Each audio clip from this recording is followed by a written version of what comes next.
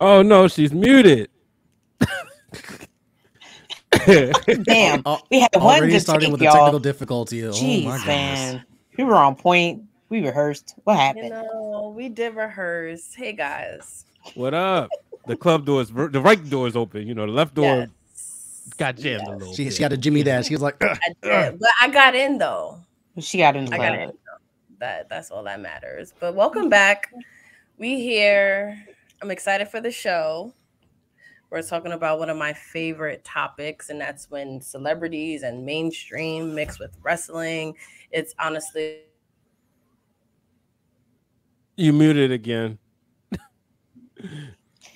Damn it. All right, can you hear me now? Yeah. But yeah, this weekend was amazing. It was definitely a weekend to remember, and we wanted to talk about celebrities, so it kind of just, made sense. But how are you guys doing? Good. It's it's one of those weeks where it's been fun watching wrestling when you look at it, starting with A&E and then and then going into Raw, obviously, and excited for SmackDown. But I know for me personally, right before Backlash, I actually got a chance to rest. Yeah. I feel like we've all been like nonstop, like since Mania. We all got that like fire in us, and we were like, okay, we're gonna take this shit and run with it. And then it was like, okay, wait, hold on, we got to take a break. And I think we all, Justin, I hope you were able to get some rest recently. I know Seindole was living her best life for her birthday, but did you get a chance to rest? I tried, but since Mania, it's been a lot of late nights, a lot of learning some things about content creating to get ready for doing something with the YouTube channel. I always had Backlash circled as like this was going to be the drop date. I wanted to start doing stuff with YouTube because of just the monumental, like, we're getting a pay-per-view in Puerto Rico for the first time in over a decade. You're getting Bad Bunny on this card. You're getting a lot of Puerto Ricans and Latinos and Latinas on this card. It's like, I had this date circled since Mania. It was like, this is going to be when I'm starting to drop stuff. So learning the process of like what you guys do behind the scenes in order to do what we do in front of the camera and on the mics and stuff like that, it's been very good, but it's been very exhausting. Like, I'm on 3 hours of sleep and I don't know how I'm still functioning. Wow. It's that passion. We'll give you your props. That creativity. It's fire. It really was. And the end result is so good. If you haven't checked out Justin's review of Backlash, please make sure you do it. It's the first drop of his new YouTube channel. We couldn't be more excited for him. We all got a lot going on. Shout out to KRISTA B. We definitely were on A&E, WWE's Hidden Treasure. Really? I didn't notice. Sunday night, which was really, really cool.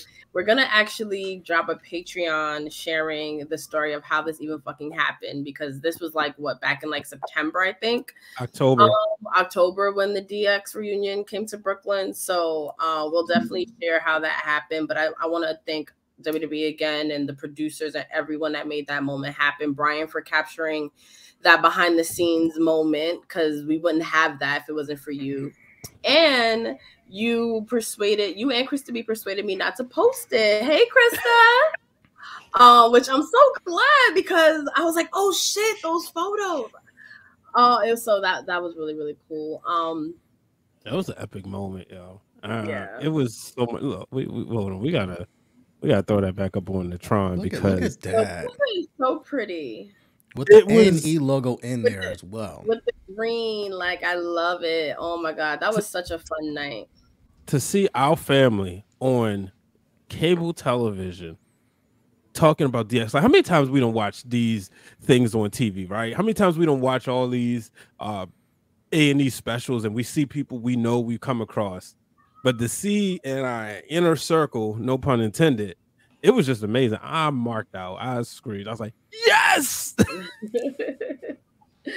Yeah, thank you. Hey, Rakarsha. Yeah, they were telling me to watch. I'm like, why would they? I'm like, okay, they know we watch every week. Why would they tell me to watch now? So I was like, you know what?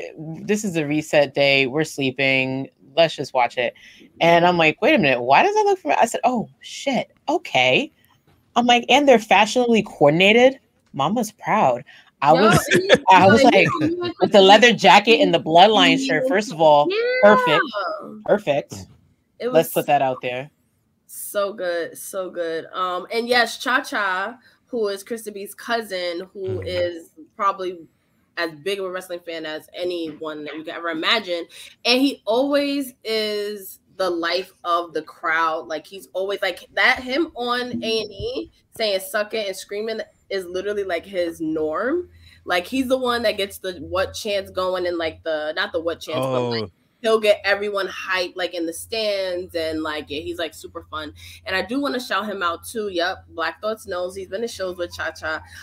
When we first started, we got our first business cards, and he took them and he gave them out to literally everybody. And he was yelling like, "Everybody follow those wrestling girls!" like in Barclay. So he's been there. Like, Krista B and him grew up watching wrestling. So him being a part of that, I was probably marked out more just off the simple fact that, you know, he doesn't work in media like us. So for him to be a part of that as a lifelong fan, yeah, like, I'm so happy for him. So definitely shout out to Cha-Cha.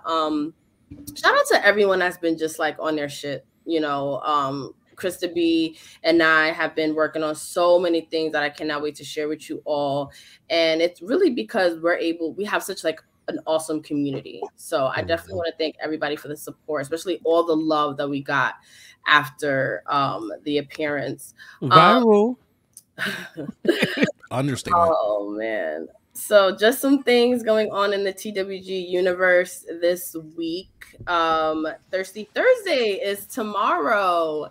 If you are new to Those Wrestling Girls platform, Thirsty Thursdays is our monthly live stream party where we sip and we talk shit and we bring on special guests. And sometimes I don't even tell CRISPA and Krista B, who co-hosted with me, who the guests are. Sometimes they just sort of pop up. So make sure you stay tuned. I think I might just spill who the guest is to one of the guests at the end of the fan club. I'll share.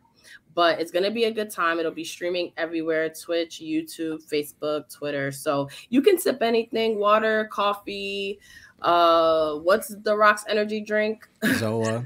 Yes, Prime. Whatever you want to sit with us. It's Prime is better. Prime is much better. I do love Prime.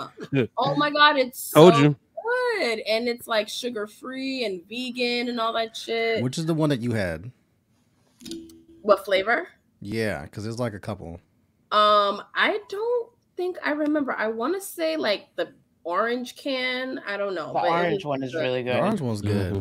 Yeah. The white one is good too. The blue raspberry, the blue one, that's my favorite. I have like. Really? Yeah, you like that one? It is crack. It's like, yes, I need this. Crack, anyone else like, what is it, Prime?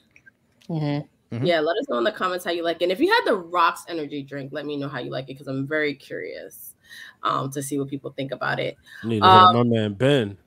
I do. The Ben who used to work with C4, but he still got the connections. And shout out to The Rock too, because The Rock, I didn't even know, went out for Cinco de Mayo, and Homeboy was giving out free drinks if you got it with Terramana.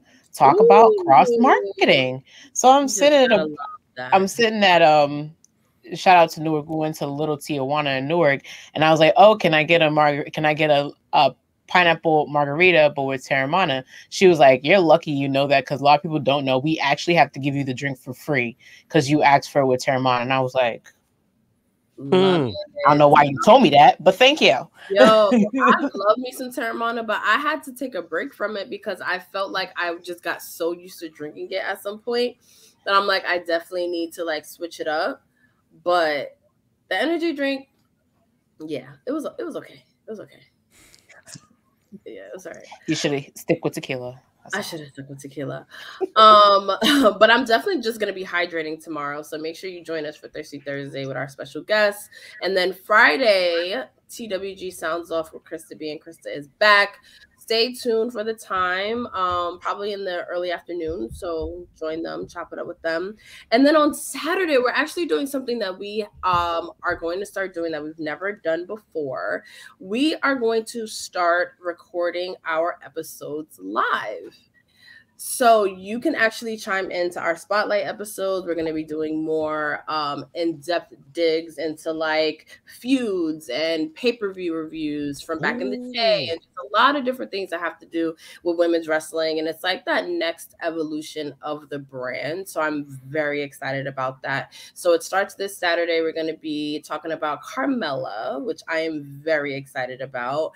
And as you know, in the TWG universe, between Krista B and I, it's always about timing. Like, we plan, but it's always about timing. We've been wanting to do this Carmella episode for so long, but we've been so busy after Mania. And then she happened to announce that she was pregnant. So it kind of was like the perfect time to sort of like look back at her on her career, because she's someone that is very underrated. In my opinion, I've always been a Carmella fan, and I really can't wait to get into like her feud with Nikki Bella and her debut, and the fact that she's not from Staten Island. You know, where it's going to be levels, levels to this episode. So I'm really excited. To everyone, you guys are actually going to be able to be a part of the episode. So we're really excited about that, and that'll be Saturday at noon, and then we'll release the episode on all podcast platforms on Monday. So yeah, thank you, Rakasha, because she's definitely been a day one fan. But yeah, it's been a busy week. It'll be a busy week, and we have so much more coming. So we'll take a break, and then we'll get into the topic of the fan club, and that is celebrities in wrestling. We put the tweet out, unpopular opinions about celebrities in wrestling, and it just so happened to be after a star-studded WrestleMania, and then you have future Hall of Famer Bad Bunny killing it. You have Logan Paul, who came in and just like, so we're going to look back on some of the celebrities that you may have forgotten that made appearances in WWE, all from the past to the present, all of that. So we'll take a break and we'll get into it.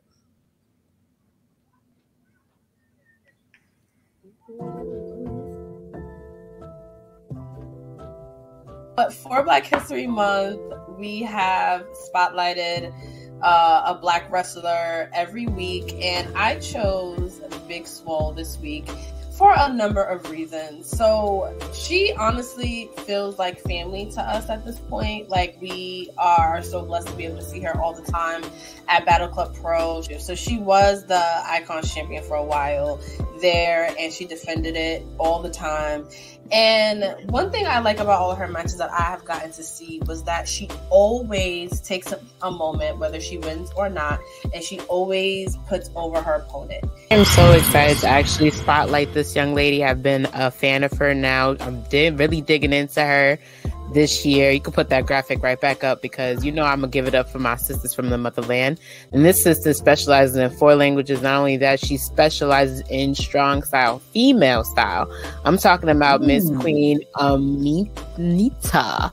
That's how you say it. Her career highlight right now, she's the GCW Women's Champion. She ranked number 100 on the women's PWI in 2021. This young lady, she's impressed me. She's gone. This week we're going to celebrate the one and only Miss Ariella Nick, former Victory Pro Wrestling Women's Champion, Capital Wrestling Women's Champion, Pro Wrestling Magic Women's Champion, Catalyst Wrestling Women's Champion.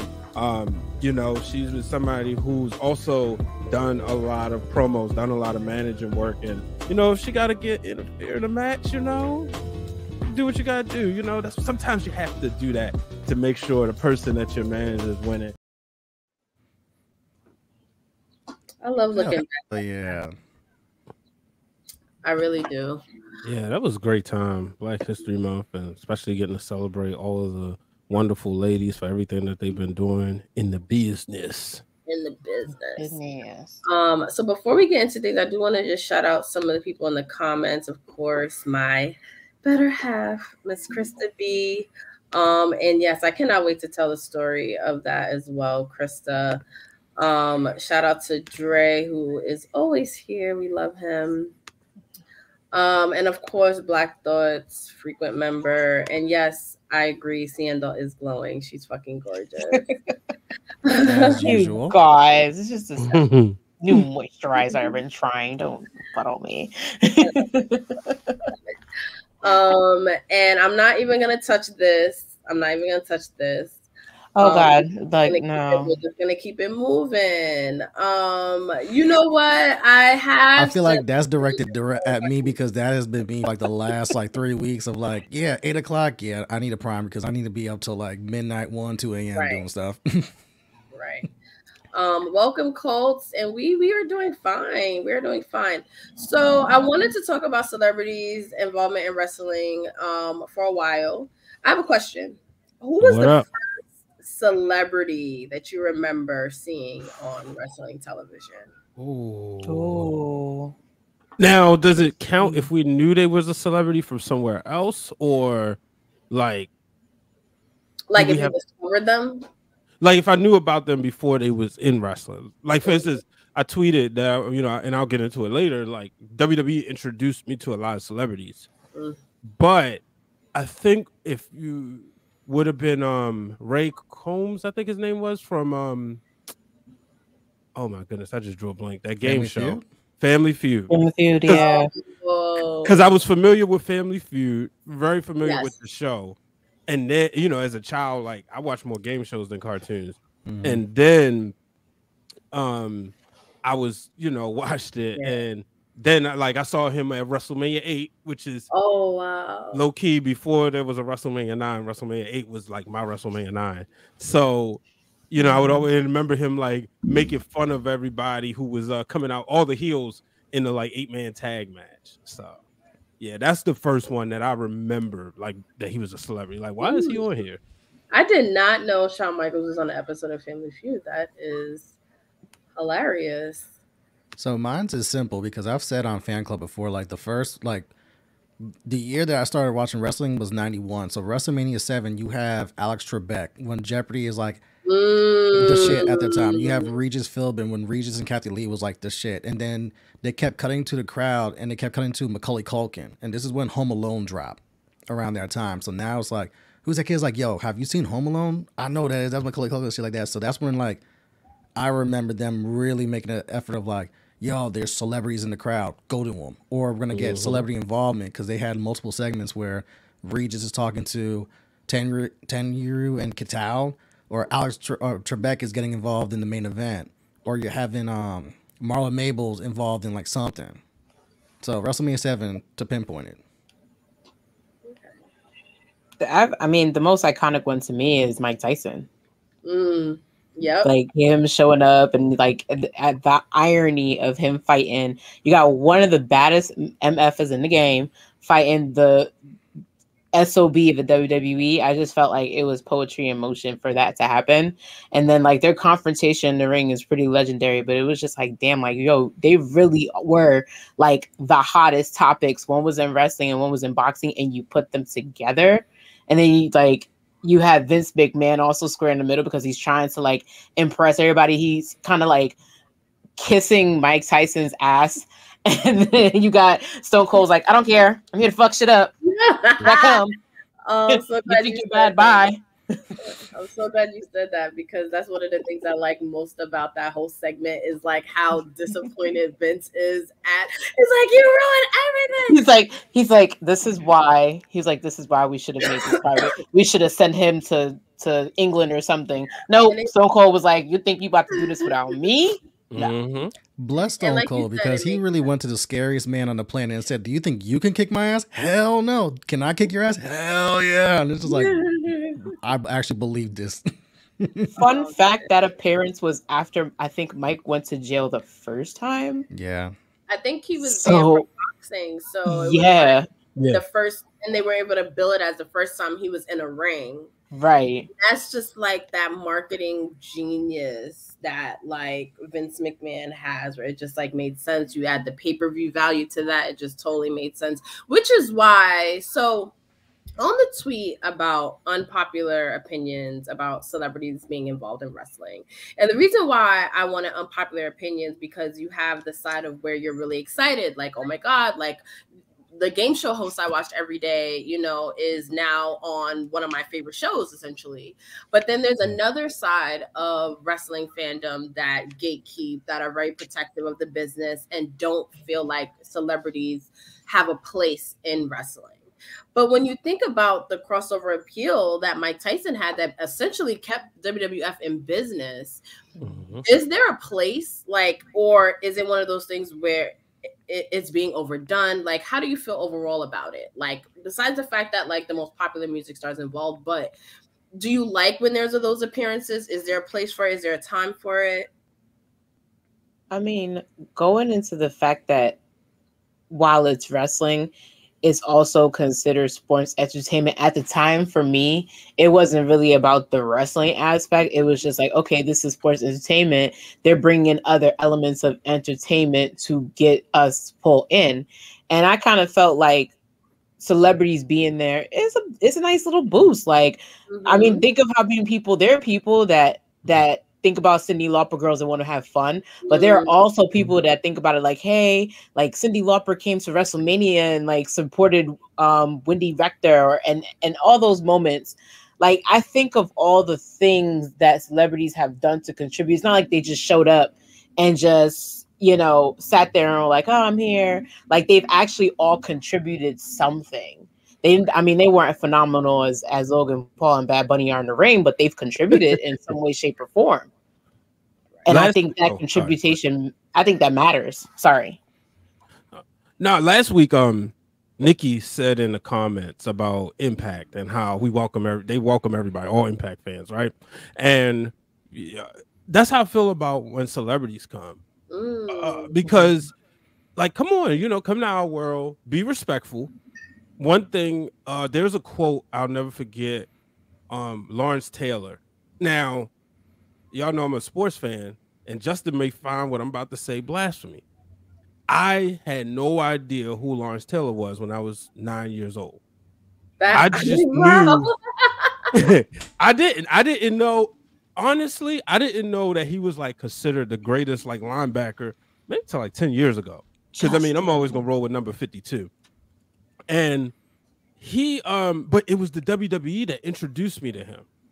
And then it made me understand later, oh, it was a big deal that Bam Bam Bigelow pushed him. No wonder they put him in the main event of WrestleMania 11 in Hartford, Connecticut, down the street, as we would always be reminded, 2 hours from New York. So it made sense. So I've always loved that about pro wrestling, that you welcome in these celebrities and they bring their fans. Right. Someone, I don't remember the tweet exactly, but a couple people had said like, oh, I started watching WWE again because I saw such and such on there. And I was like, oh, you know, blah, blah, blah. So before we dig into the past, I do want to briefly talk about Bad Bunny. Bunny. I wish we could play his music. I know we would get popped for his music. Oh, 100,000%. But one thing I will say about Bad Bunny, which I think literally like sets up apart from like all other celebrities, is that he took the time out to train.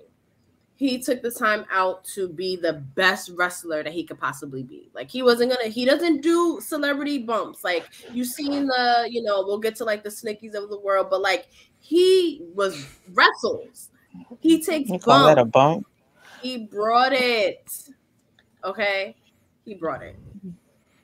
Like P put it perfect. Like, he takes time out of his schedule to go to the PC and really learn, not just learn the basics, but like drill to where like that locker room has a lot of respect for him. Like, you don't hear a lot of people in the locker room talking about, why is he here, this, that. No, like, he tries to earn the locker room's trust and respect. He does all the work. I remember when he was on The Shop with Jay-Z and LeBron James and talking about how WrestleMania was like the biggest moment in his career. And this is a guy who's a multi-time Grammy winner. This is a guy who right now is the biggest artist in the world. And he's like, nah, the biggest accomplishment in my career was WrestleMania. And the fact that I spent months training and learning, getting my ass whooped hour after hour, day after day for months to get ready for that match. And you see, like, he really cares about it because it's something that people don't understand like how big of like the wrestling culture is involved in Puerto Rico. Like we grow up on that shit, and like he did too. And it's like I'm not gonna half-ass this. I'm gonna go all the way in and learn the basics and like really like show out. Like I don't want to bullshit this like we see with other celebrities where it's just I'm just here for the check. Right. He's like I'm not gonna do that. And that's exactly what I was gonna say. Is that you can tell that he actually really cares, and he's just not here for the check. And we'll get into some of those appearances. But what were you gonna say, Sando? I just even before he was on the shop, I even remember I think it was like an interview with Randy Orton, and I think the interviewer was actually being cheeky. And Randy Orton, who's, mind you, how long has Randy Orton been in the WWE? He's a third generation superstar. Goes ahead and tells everybody, my apologies. Goes ahead and tells everybody like, well, actually, he's been in the performance center. He's been training. He moved down here he moved to Florida. He recorded, and from what I understand, he recorded his album that he released after and trained at the same time. Like part of the album that he has, and shout out to somebody on Twitter also. They said that it has to be a homage because he has to still be like rehearsing, because on his WrestleMania debut, he had the 2 swimming dolphins, and the 2 swimming dolphins are on his album that he released after WrestleMania. So now on this t-shirt, he has a 13. So we might be getting another album. So these little Easter eggs. Right. So you see how many people would be like, it's either I'm doing this or I'm doing that. Like you go from Coachella to Met to being able to get it back on a plane to Puerto Rico to literally perform in your hometown with somebody else who used to live in your hometown. Like this is somebody who wants it. And I think the cross with celebrities and everything, people just want people to respect the art of wrestling. And he's one of the people that completely respects it. Right. You know, it's interesting. David Arquette, right? He kind of did things backwards because a lot of people gave him so much shit for being a world champion. And we all know who you blame for that when they wanted the big pop, bro. Right.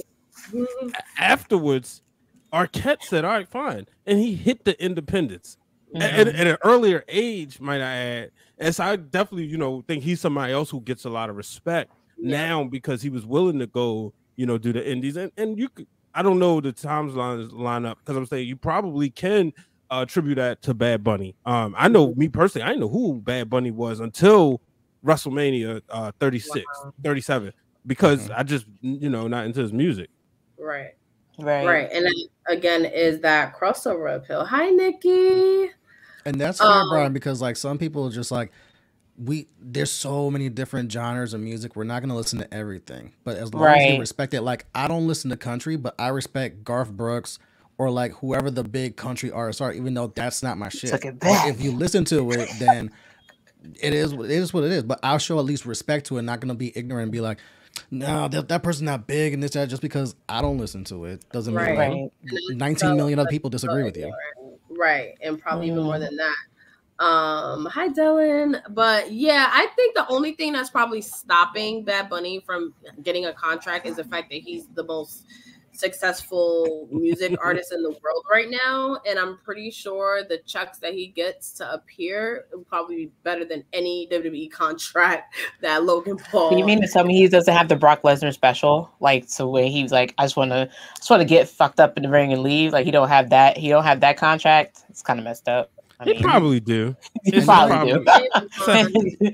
You got to keep in mind like what it entails to be like one of the biggest music artists in the world. Like Coachella, you look at Coachella and you look at the 2 times he performs, but you don't realize like Coachella's like the biggest music festival of the year. Every artist wants to headline Coachella, so that means that's months and months of like I'm preparing, we're rehearsing, we got the dancers, we're doing this. Like you put a lot of like look at Beyonce. Beyonce did not half-ass that Coachella performance. You got an entire Netflix special, so it's like a humongous deal. Of like they're spending a lot of time on this. And then with Bad Bunny's schedule, you also got to remember from WrestleMania 37 to now, he's done 2 albums and 2 world tours. Most successful tour. He did a tour, dropped another album, sold out Yankee Stadium. How many days?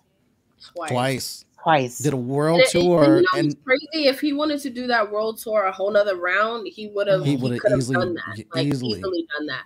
But speaking of Coachella and other artists, I do want to just talk about Liv Morgan and Raquel on the bump today, because they said that this is a tag team that they want to face. This is their dream match when it comes to celebrity involvement. Cardi B and Meg Thee Stallion. So what's cool about this is that both of them have been associated with wrestling, and to some extent, Cardi B, you know, she grew up in New York City, you know, in the 90s, in the Attitude Era, more Ruthless Regression era, but she grew up in wrestling like us, so she is a fan. She loves Rey Mysterio. She'll tweet every now and again, and if y'all wrestling fans on Twitter weren't so weird, she wouldn't always delete her tweets, but she does tweet about wrestling from time to time. Huge Ed Guerrero fan.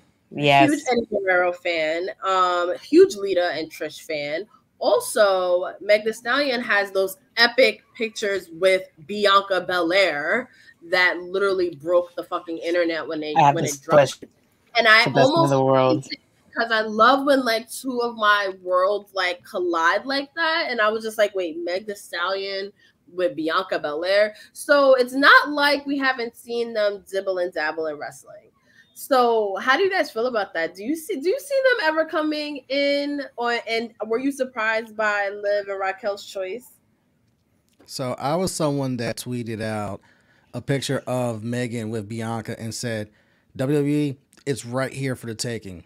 Just make the call. And the reason why I specifically chose Meg is because of Bad Bunny and Logan Paul's effect over these last couple like months and years, like they really changed the game of like how we look at celebrities when they come into WWE and wrestle, where it's like we don't want just an appearance.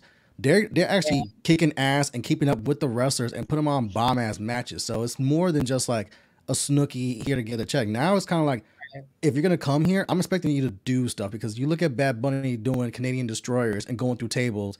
You see Logan Paul jumping off top ropes trying to put Seth Rollins and Roman Reigns through tables and stuff like that. The expectations are high. So for me, it's like there's only a certain level of celebrities I can really see taking the time, learning the ropes, putting the efforts to do the bumps and stuff like that, and will actually put on something solid. And with Megan's young enough. Right. She's got the physicality. She has the body to where like she can actually pick this stuff up and be really good. Compared to like some other celebrities, it's like they're not as athletic, they're not as talented. Some of them, depending on age, or they're not as active. Where Megan's like very, very active, because you see like she takes good care of her body and stuff like that. Like she can actually succeed if she really wanted to do this. And that's why I was like, that's the one I actually want to see try and come to WWE and be like, that would be the woman's equivalent of like a Bad Bunny or a Logan Paul, because I think she could be really successful.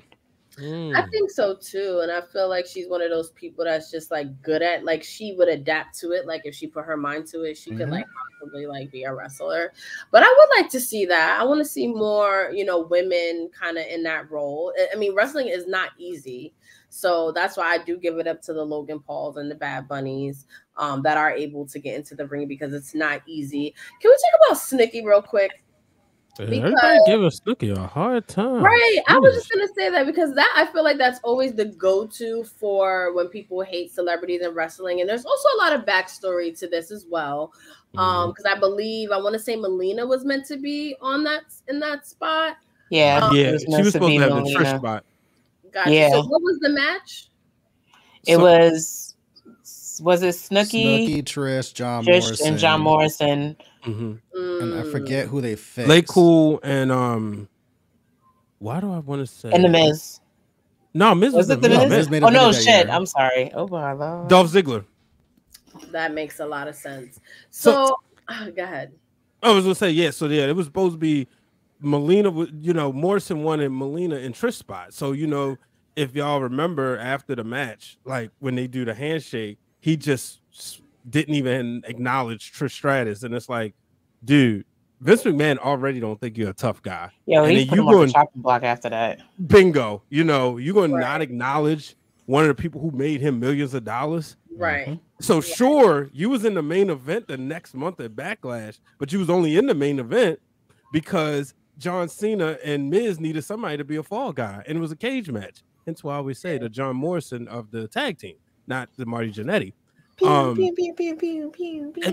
the thing is about Snooki, at the end of the day, when you got to go out there and take a bump, it hurts. It's a reason. What people don't realize, what I ain't realized a lot of times, Jesse the Body Ventura didn't take a lot of bumps. He would tell you in a minute. He said, nah. He said he ran around, did whatever, but he didn't take a lot of bumps. And yeah, did Snooki take a million bumps like Bad Bunny? No, but the fact is she had to get in the ring, she had to train, and you also gotta like your endurance and your cardio. Right. Wrestling is hard. And it's hard, and people and I think it's because of what Snooki represented at the time.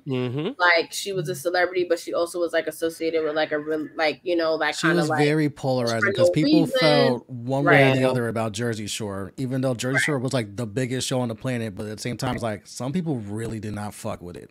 Not at all. And she was one of the most popular celebrities at this time. So you always got to look at it as like the fact that Snooki was interested, and going back to showing up for a check. Snooki looked like she was having fun. And because she's like our generation, I wouldn't be surprised if she also grew up watching wrestling, because guess what? We grew up during the most popular era. So most people like our age, like, are going to be somewhat wrestling fans. So I think like them having fun is, you know, is no problem.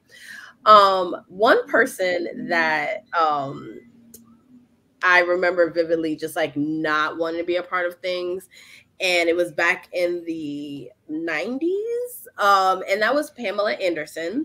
So she made, I want to say, 2 appearances in WWE. I don't know if you guys remember, but she, so this was her whole thing. So the first time she supposedly backstage is from the Something to Wrestle With podcast. She was very nice. You know, you can definitely tell like she was there because it was a good gig, you know, not like she loves wrestling, and she was cool. But supposedly the second time she was there, she basically gave off the fact that she was not happy to be there. But again, 95, Pamela Andrson is probably one of the most famous women in the entire world. So why not have her a part of these big, big moments? Did you guys remember that? I know, Justin, do you remember that? So I don't remember her in WrestleMania, but I remember 95 Pamela Andrson. That's like, that's Baywatch, that's Barbed Wire, that's getting into Playboy. She's literally all over the place. This is before like I believe that's before her and Tommy dropped that like sex tape. It was. But it's like, she's all over the place. It's like people, like even in pop culture, like they knew who the fuck Pamela Andrson was. Yeah. So for me, again, this is like one of my, you know, famous 5 tapes. This is where I was introduced to Pamela Andrson through wrestling. You know, so not really, Baywatch? No, I'm 9 years old, not yet. Got you. So wasn't watching Baywatch until afterwards. Because I was about to say, it would be like if you were like that age, then I was. You had to be adult to really get into Baywatch, because it's like you're really watching this for one reason, and that's right. The girls I didn't with even watch bikinis. Baywatch, but I knew who Pamela Andrson was. She shares a fun fact that when Trump was elected, Pam Anderson immediately moved out. She did. I don't blame her. Her Sons was like, she's in England. She's out. Like she was like, I ain't doing this. But I remember that story vividly because it was like a big deal. Whoever wins the Royal Rumble will accompany Shawn Michaels to the ring. And like you brought up on Something to Wrestle With, you heard about that. And they said that this is the transition where her and Tommy Lee was, you know, she started going to a bad place. And now looking at it, it's like, wow, what happened at WrestleMania might have actually been a shoot, because she was supposed to like accompany him to the ring. And if you don't mind, I'm gonna jump the shark real quick. They actually threw in Jennifer McCarthy to accompany, which she was supposed to be there anyway. And this is where I found out who Nicholas Totoro was through NYPD Blue. I knew who Jonathan Taylor Thomas was through Home Improvement, but like WrestleMania 11 like had a lot of stars.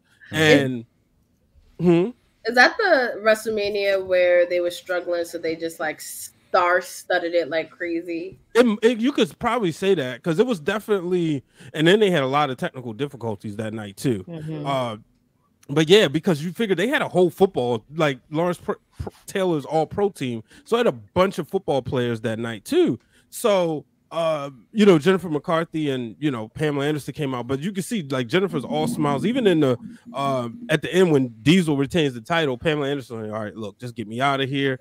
And this is where, fun fact, where you start to see the perverted side of Jerry Lawler, because he's like making remarks about Pamela Anderson. He goes, I had a date with her once, and Vince McMahon is like, what? You know, and then so it's like, oh boy, yeah, and this was but the storyline was that she didn't walk out with Shawn Michaels because they had a disagreement. But now, knowing what we know, is probably at the last minute, it's like, all right, I'll just go out with Diesel because I want to get this check, and they probably had plans like, all right, you know what, fine, Jennifer, because we already told you was gonna go out with Shawn, because she was supposed to be like the timekeeper, and then Nicholas would do the announcement, and Jonathan Taylor Thomas was supposed to ring the bell. So yep, that's true. I want to talk about Dylan's comment. Drew Carey and the Royal Rumble and Shaq versus Big Show were the top 2 memorable celebrity moments in WWE history for me. How do you guys feel about it? I do remember Drew Carey and the Royal Rumble. I mean, how can you forget? That's one of the greatest Royal Rumble matches ever, and Drew Carey is a part of that. Well, how about his backstage segment with Trish Stratus earlier? And that night, know? What a Drew was all of us, where it's like Trish, oh. And this was right before he was hot at the time. This was like right as his show was ending, and he was about to do, I guess, something else big. Yeah, in he 2001. Has a Drew Carey show and Whose Line Is It Anyway going at the same time, and Whose Line Is It Anyway is really taking off. Yeah, they always get the top celebrities at the time. And Shaq is just Shaq. We that was a match we should have got though. I think his name is Diesel too. Right, but they didn't want it. He couldn't use it, so he was like, "All right, I'll just be Shaq." Because he was supposed to, like, Big Show really wanted that to be a match, but he wanted Shaq to take it serious from rumor and innuendo. But it was one of those things where Shaq could have been like Big Show's last match, like on his like final hoorah. And you just imagine, like, yeah, they had the moment in the WrestleMania, the broke down WrestleMania 32 Battle Royal, but it wasn't the same. Like, no. I feel like people should give Big Show his flowers because he had to take that.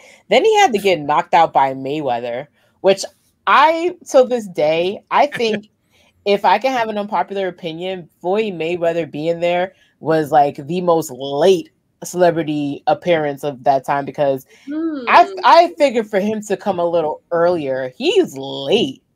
Like, he's really late. Really? Like, and I feel like also they didn't give him, I don't know why I was expecting the same treatment for him as Mike Tyson, because remember, Mayweather also came in when he was hot, because didn't he become like, he took a 4th belt at the time. He became like the world undisputed champion at that time. And then all of a sudden they're like, he's showing up on Raw. And I'm like, why is he here now? Well, like, I felt like he was a little late to the party. Well, with Floyd, this is before all of like him going heel and doing the Money Mayweather, and this is way before the 24/7 show where he really takes and basically takes everything from WWE, puts it into 24/7 for that De La Hoya fight, and just goes like at 1,000, and then never slows down. He's like, fuck it, I'm doing all this, and y'all just hate me. Then fuck it, I'm just gonna go the other way and just be the biggest heel in boxing. And I'm just gonna get paid because y'all just want to see my ass get kicked, and I'm just gonna go on 1,000. Right. Yeah, Jim Ross coined the term. Floyd Money Mayweather, and then he just took it and ran with it. Yep. Like, I love that because I did not know that. I remember that. There was JR that gave him that. Because he was Pretty Boy Floyd. Because you couldn't touch him. You couldn't, like, he was just his defensive fighter. I'm not a boxing expert. His ducks were so fast you couldn't touch him. Yep. Wow. I totally forgot about that. And I'm glad that you mentioned the rub off of wrestling on his character, because there's a lot of athletes that take the element of sports entertainment and they incorporate into their personas in their sport. I was gonna spoil an interview that CRISTA and I have, but yeah, that's what made him a billionaire, because this is around a time where he breaks from Top Rank and starts his own shit, and he's like, I'm just gonna be my own entity, Mayweather Promotions, and I'm gonna be my own brand. Like, he opened the gym in Vegas 3 months later. Yeah, so like from top to bottom, he's like, everything is on me, but it's on my shoulders, and I'm just gonna go with this and run with this. And then you're going around De La Hoya, which is De La Hoya is still De La Hoya. You're still like one of the biggest known boxers at that time. This is a premier fight, and now Floyd's turning heel on top of that. So it was like that's what that takes him to the stratosphere to where like he's a billionaire as a result of that. Yo, WrestleMania 24 had so many celebrities. You know, you think back to Floyd, John Legend. Oh my God, John Legend. Wow. We obviously know WrestleMania 24 as the birth of Sasha Banks. You know, because she was there with Snoop Dogg. Yep. And then you know, Kim Kardashian, Raven Simone. Like WrestleMania 24 was like real talk. That was like one of my favorite WrestleManias for a couple years. Like I should say on the top when it first came out. Wow. Funny you say Kim Kardashian. That's also the birth of Charlotte, because isn't that the Charlotte retirement match? Right. I'm sorry. I love you. Not for nothing. There's a whole Reddit thread saying that Kim Kardashian looked the most bothered to be there of all time. Really? She looked. I was like, I thought she looked really excited, and people were like, "Nah, she looks like she gave resting bitch face." But she didn't. I was looking for good screenshots and photos. They didn't have them like WWE cameras at the time. I thought she looked pretty excited to be there. I don't know what they're talking about. So this is like an interesting time too, because this was when like Kim was just getting like super famous, and you can see she still got her old hairline. You know, like this is when like Kris Jenner was booking her on literally anything. Yo, she just rapped Sharknado, or what was the she did Sharknado, and then she did like She did the Tyler Perry movie Temptation. She did she did disaster movie. Yeah, the Temptation movie comes like later. So this was like peak like Kim Kardashian like interest. Yes, exactly.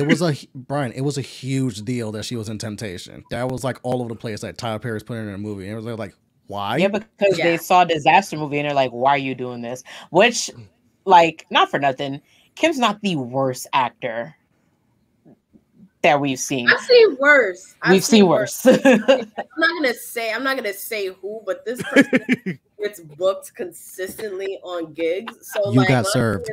Girl, case in point. Stop.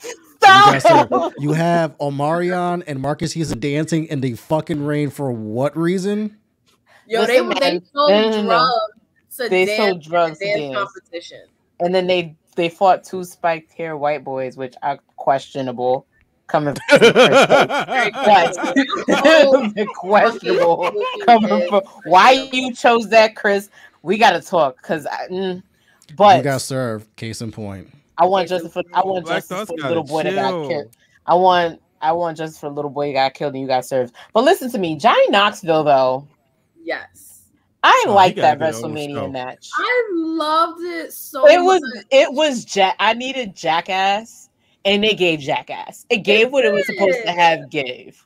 I enjoyed the match way more than I expected to. Also, I was a real big Sammy fan at the time, and I have like this weird crush on Johnny Knoxville. So I was like excited to I was like, oh my God. And then like, if you think about it, Jackass is all about like stunts, and so it kind of goes hand in hand with like what WWE does. So they were capable of putting on a fun match. So I do want to give it up to Johnny Knoxville because he wasn't taking too much out of his comfort zone. Like he throws his body around and does all this shit anyway.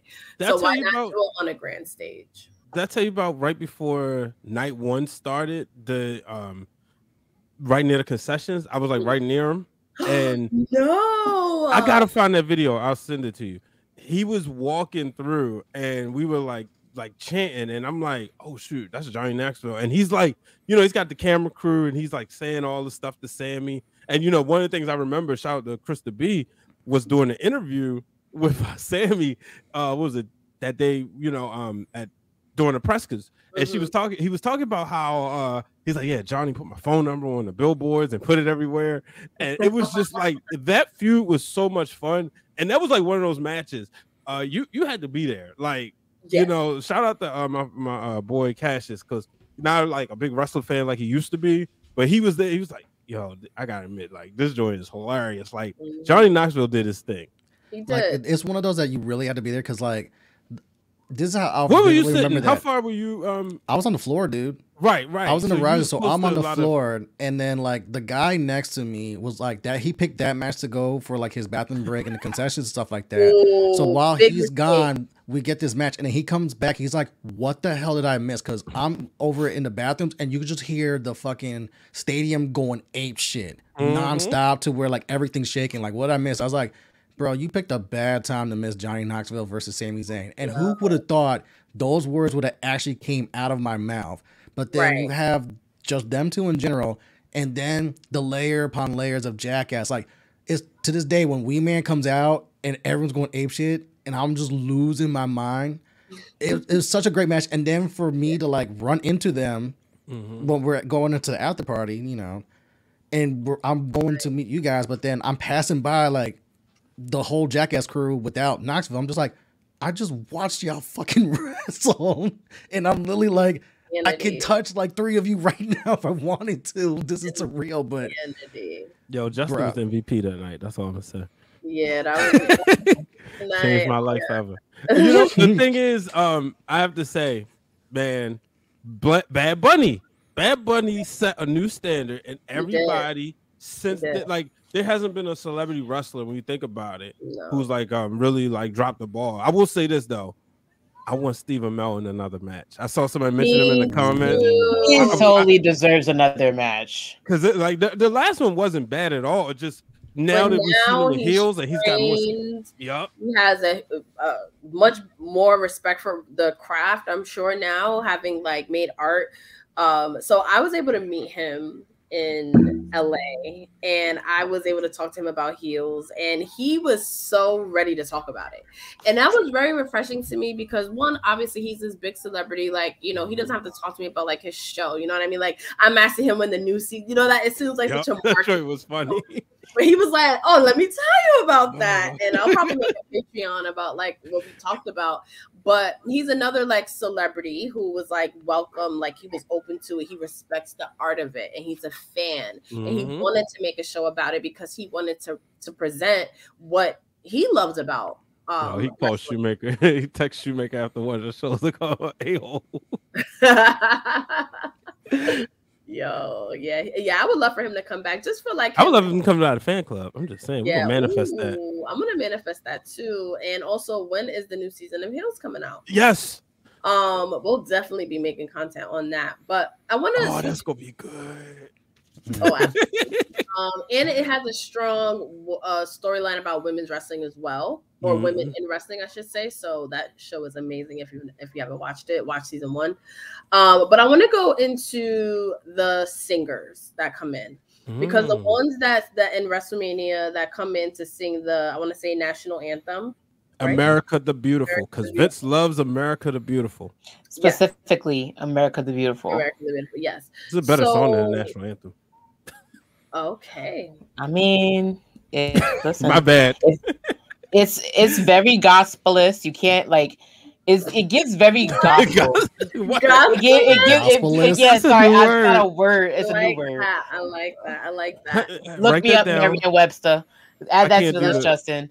But no, it is very inspirational. Like, imagine like you're in a room full of people who love one thing, and the only thing you love besides wrestling is America. And then you got somebody with the voice of an angel, or the best country voice, or the best gospel voice. First of all, nobody does like Aretha Franklin, because for you to have a choir, sis, I was very ready. Take me to church and then take me to the ring. You're one. So she actually made appearances. We got 2 versions of Aretha. At WrestleMania singing. So that is, can we just take a second to just talk about the get that is? Like, you had one of the best singers in the entire world singing America the Beautiful at 2 different WrestleManias, 20 years apart. In Detroit, baby.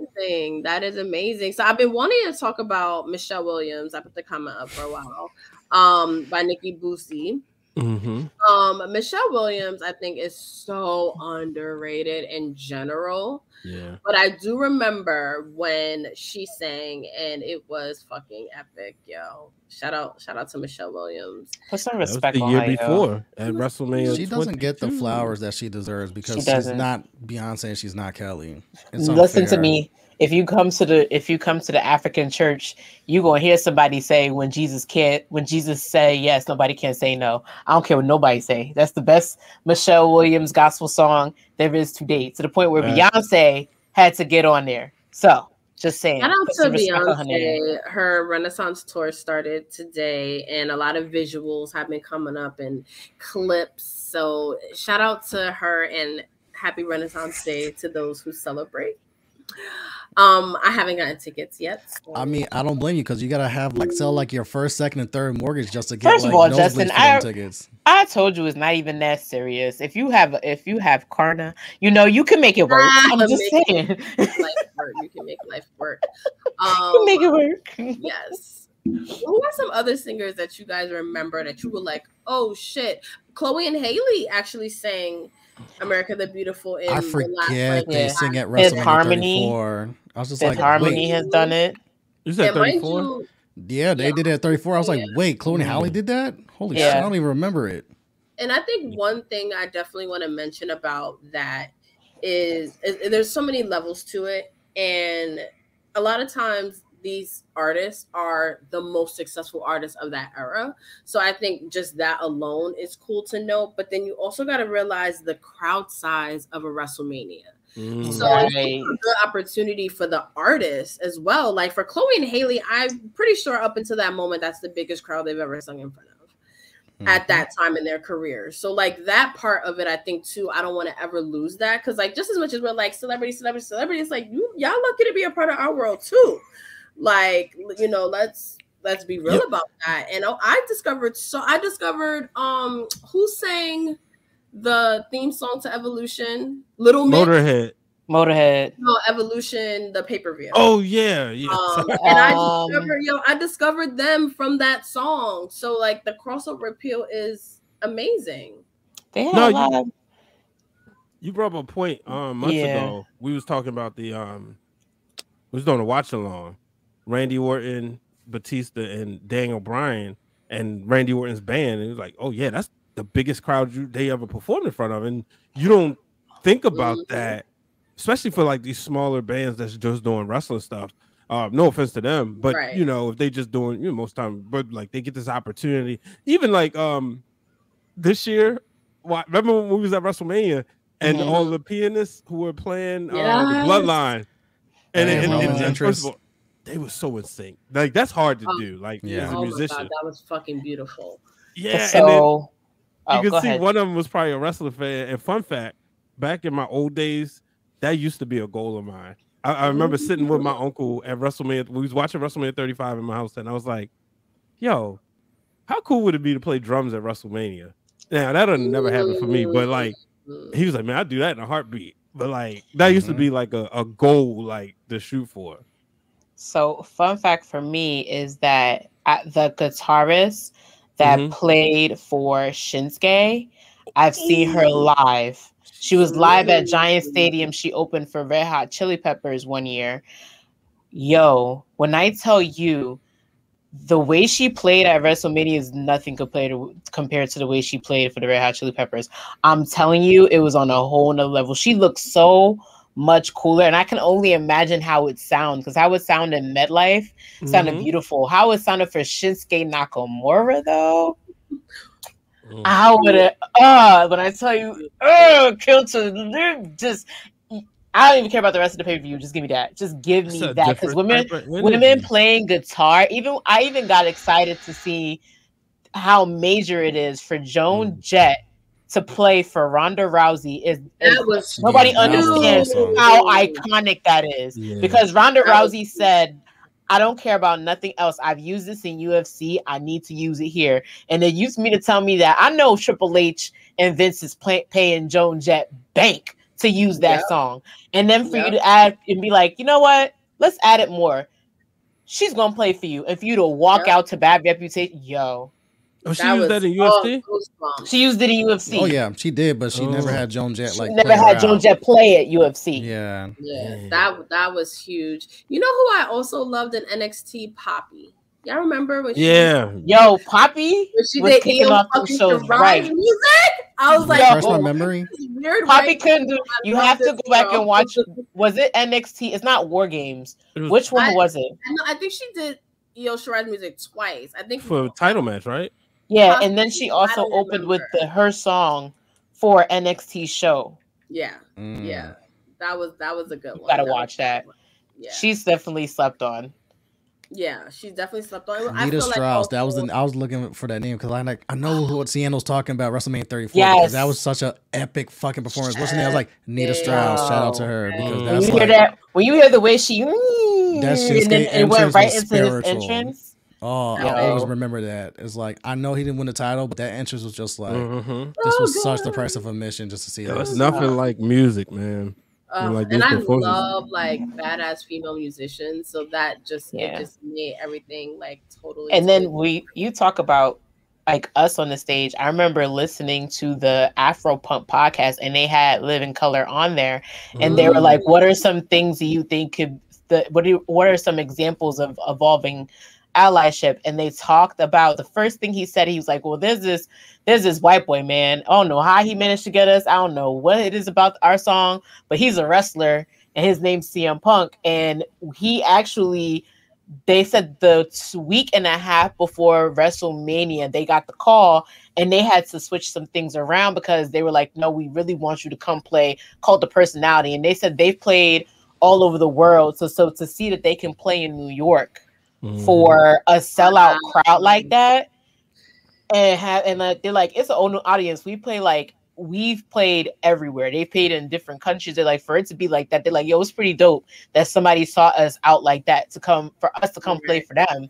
And he's like, they're like, yo, but that's a cool ass dude. Like, and it was, so I was just like, I look forward to that. Like we always talk about, I gush about Triple H every day. Like the first real live performance I got really really synced into was watching Motorhead play for the game, because it was just different than hearing the game and you knew Triple H was coming versus like having Motorhead on stage and he Which pops one? up. WrestleMania 17 with the Undertaker. Yeah.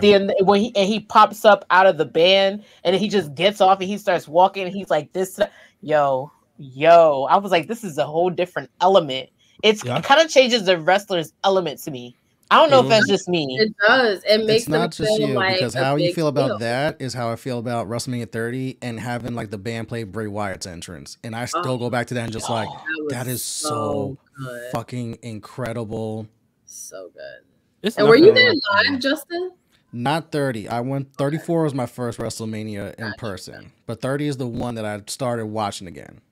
I remember watching that. I was just like, who the fuck is that? Because this entrance is fucking incredible. They made it and more then you have eerie Luke Harper and Rowan with them. I'm just like, yo, who the fuck is this? Because you have my full attention. And I didn't even realize he was wrestling John Cena until Cena's music pop. I was like, oh, he's wrestling Cena? Oh, he must be someone major. Yeah. You can Cena? But how about like those choirs too? You know, the choirs are always good. Yeah, like John Cena had a choir. I want to say it was WrestleMania 27. He had a choir. My time is now. Obviously, Bianca with the bands. You know, it's just something about like that entrance music. You know, even Snoop with Sasha, I was just like, yo, yeah. I'm jealous. I low key. And that's jealous that moment we all were waiting for, like when are Sasha and Snoop Dogg gonna do something? We know they cousins and we know he's involved in wrestling. Like what the fuck? I want to talk about Black Thought's comment, Jagged Edge on SmackDown, because I feel like that goes viral like every few months because because I think it's Jeff Hardy. It's Jeff Hardy. That really gets everybody. But first of all, the Let's Get Married song was a hit. That wedding was the best wedding. That Jeff Hardy was in the crowd. For that wedding to go down between Teddy Long and Crystal, for that man to go have that whole storyline had me in a chokehold. That had me in a chokehold. I was like, wait, this is the blackest wedding I ever seen on primetime TV. She was my favorite at the time too. She was my shout outs to Crystal, because she's definitely like, when you talk about the Divas era, she's the beginning of the Divas era, and it's just like, yo. For that was the blackest wedding you ever saw. The way the preaching was preaching, the way that they had Jagged Edge, then they had a choir, then they had, mind you, Jeff Hardy looked like he was like, it's like being home. I'm from down south. Yep. With this down the street. I found the video. I'm about to attach it to the hashtag. Yeah, attach it to that. Don't play it on here, but no, I'm gonna tweet it out. People follow. So one thing that annoys me personally is when like there's documentaries or something that's made about like pop culture moments or like what was relevant over the years. And I always wonder like why wrestling never really is included a lot, because it really is always a part of pop culture to some extent. And I can't help but think of like the fact that like Betty White has appeared on WWE television. Goats. You know what I mean? Goats. Like she's literally like America's like, treasure. So Raw did a run of guest hosts at one point in time. It was definitely in my blind spot, and I love going back to see celebrities that celebrities that appeared, and the fact that she was there was like, look, she's like a treasure. Oh my god, like everyone. Oh my god, look at how little she is next to the Big Show. Like, oh my god. Imagine how awesome that, like, imagine flipping television and like, you know, and you're like, you're like, okay, wrestling, and you're like, wait, Betty White. Betty White was on WWE television. That was not on my bingo card. Yo, that's the thing right there. You just being in backstage. That's what's got to be fun about working at WWE. You just never know who could be there. You show up to work. You know, it's like, you know, I when I was at ESPN. Sometimes I was thinking about this earlier. I remember one time when Lil Wayne came in, and he had like a whole entourage of people. And I'm sitting in the screening area, and from that area you could see like, let's just say it's like 100 feet or 200 feet away, right? You could see people walking in, going to the green room because he was gonna be on First Take. And I'm like, yo, and you see all these people like this, and then you see like Lil Wayne like right here. But it was like, yo, that's crazy. That's like Lil Wayne, like, and y'all know me, I'm a Cash Money mark. So to see him, and this is 2014, so you know, you can imagine like where Wayne was. Oh yeah, I feel like Lil Wayne has that eccentricities enough to like be a part of like WWE. Like he might be a little too maybe like explicit, but he's a character, like little Uzi Vert. Like can I tell y'all, perfect full transparency, that is a pairing I did not see coming. Like I understand the Usos be getting like hip hoppy and stuff like that. Hip hoppy. Like hip hoppy. I'm coming up with my own words today. They could be a little urban. They could be a little urban with their stuff. But then when they introduced him, and I'm like, all right, maybe it's in the Hollywood theme. And then he starts singing "I Just Want to Rock." I'm like, okay, I can't be the only person that's like, this is the most random thing. Nope, I was there with you. But then like, I found out. Then I'm like, all right, he offended the ones. I was like, he would have won. He the one. I was expecting, and can't nobody tell me they can't disagree. I was expecting for Tech 9 to show up, and Tech 9 disappointed me by not showing up, because Tech 9 is like him and The Rock always doing songs together. Like I was expecting him. Not Lil Uzi Vert, no disrespect to him, but I was expecting me some Tech 9 because I love Tech 9. Tech 9's music. I fuck with some Tech 9.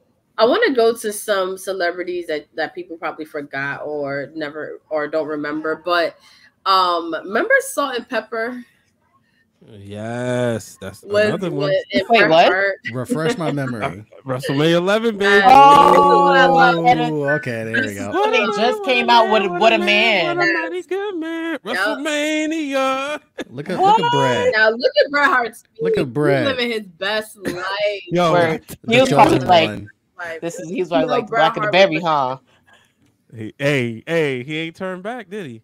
Nope. Listen, No, listen. shit. He was listen. Think about it. He was pissed about them saying nice comments, but look at how he looking now. He ain't looking pissed about it now. Hey, I'm man. just saying. Now, see, He's this like was he was before living that. his life. He was mad because he wasn't in the title picture. The title picture was He was Diesel an and ally from Sean. the start. Yeah, he had to Listen. wrestle Bob Backlund, but he got to chill with Salt-N-Pepa. Yep. He was good. Have y'all seen him? I mean, I'm not surprised. You've seen his Great wife. I'm decision. like, okay. Yeah, I'm like, makes sense. Makes Yes. sense. He know what's up. Do y'all remember when? So do you guys remember the Raw guest host era? Yeah. Yes. Okay, so that is another tweet I put out that got a lot of mixed reviews, Oh boy. and a lot of it was like, God. this was the darkest time in WWE. This was the worst era. It made me stop watching. And you had other people being like, yo, this was the littest era. I see some of my favorite celebrities. Someone said like I started watching again because I saw one of my favorite celebrities on there. How do you guys feel about it? My take on it, because I can get where people were coming from, was like, say for example, like your girl loves Krispy Kremes, okay? No shade, no tea. Them donuts is good. I don't care how much sugar is on them. I'm gonna eat them.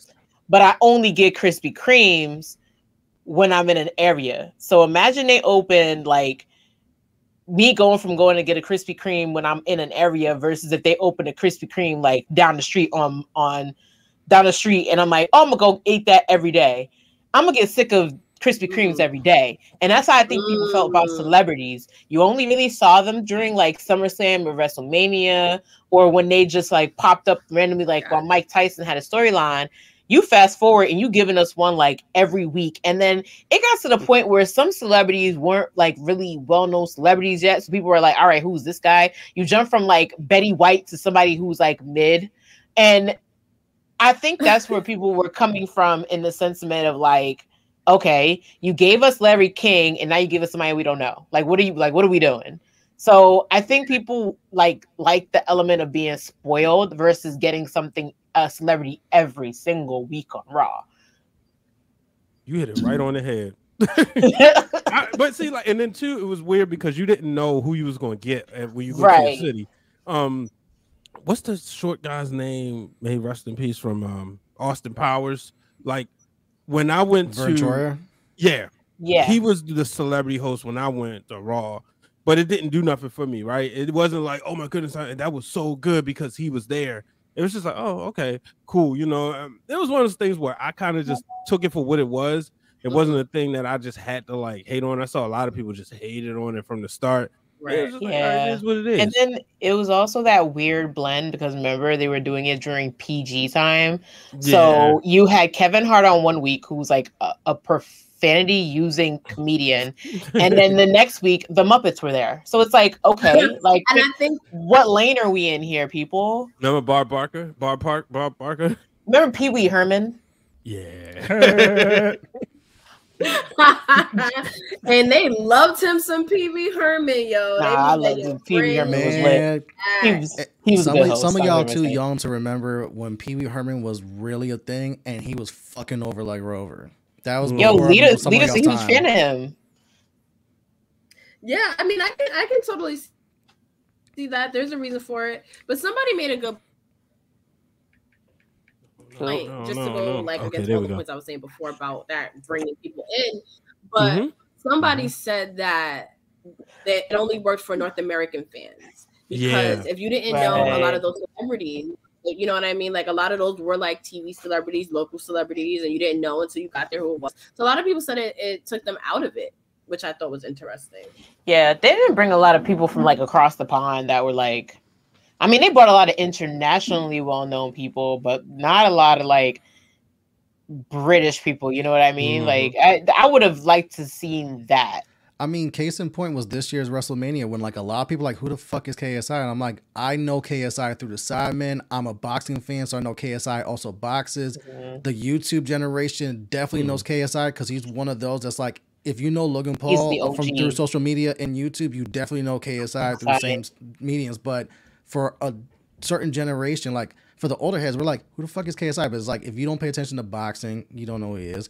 If you don't really rock with YouTube and that type of content, you don't know who he is. But then in London, they're fucking huge. Him and the Sidemen are like Right. huge over there. Right. Do you guys remember this show that Black Thoughts is talking about? I mean, this was at a time where UPN just had a lot of black minority shows. They was like, yo, they were trying some stuff on UPN. They was with the culture. Yeah. They was with And then they got bought out and there was like, to hell with the culture, but that's a whole nother story. Do y'all remember when Raven Simone guest hosted? No. Oh yeah. But she was more on WrestleMania though, right? Yeah, I'm gonna say Mania or Raw. Yeah, she was on Mania. No, she appeared on Mania, I think. Yeah. Yeah, she was the same one that Kim Kardashian was on, Floyd Mayweather. I just remember just because it's like I was always hiding. It's like, oh my god damn. Yeah, she was like, she was just. Hey, Shasta was a white show. Okay. Yeah. I'm gonna Google this.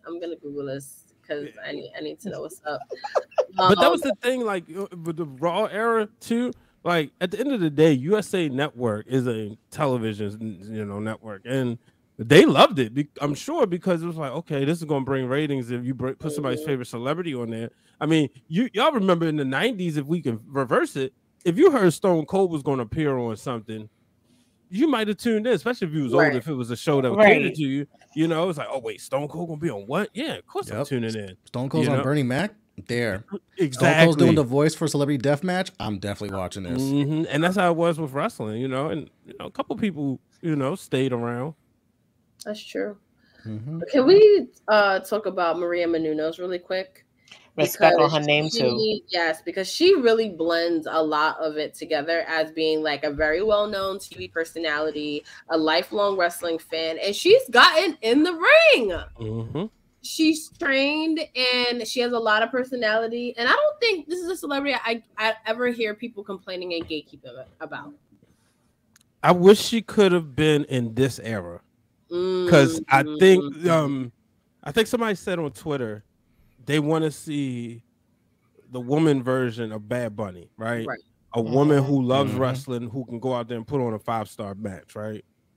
I would have loved to seen her working, like if she, obviously if she was like in the same age range as a Sasha and a Charlotte, just what she could have done, because you could see she had multiple matches. She wrestled a tribute for the troops leading up to the WrestleMania match. So, and then she was working with Beth Phoenix, you know what I mean? And this is, let's be real, they probably got an extra minute or two because she was in the match.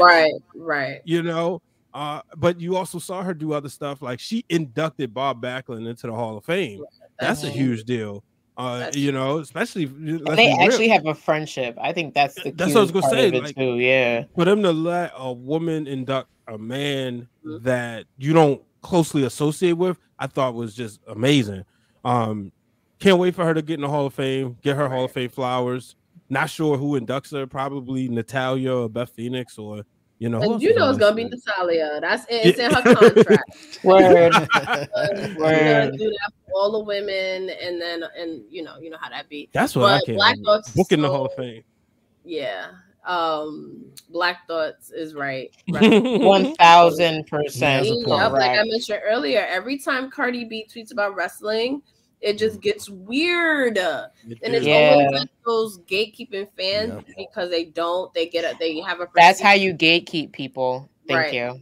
But you're keeping once again one of the biggest stars and the biggest celebrities, the most famous celebrities in the world. Like that guy was complaining about how like they, if you don't live in North America, you don't know who these people are. With social media, celebrities are so global now. Like when people were like, when Bad Bunny first was like appearing, they were like, who the fuck is Bad Bunny? And it's like, the most streamed artist in the entire world. And they still question that, which is like, bro, we have the numbers, we have the data. It fucking did he not have one of the greatest interests in wrestling history? Not just celebrity, but that like I watched it like a couple times, and I'm like, yo, I don't know what he was saying.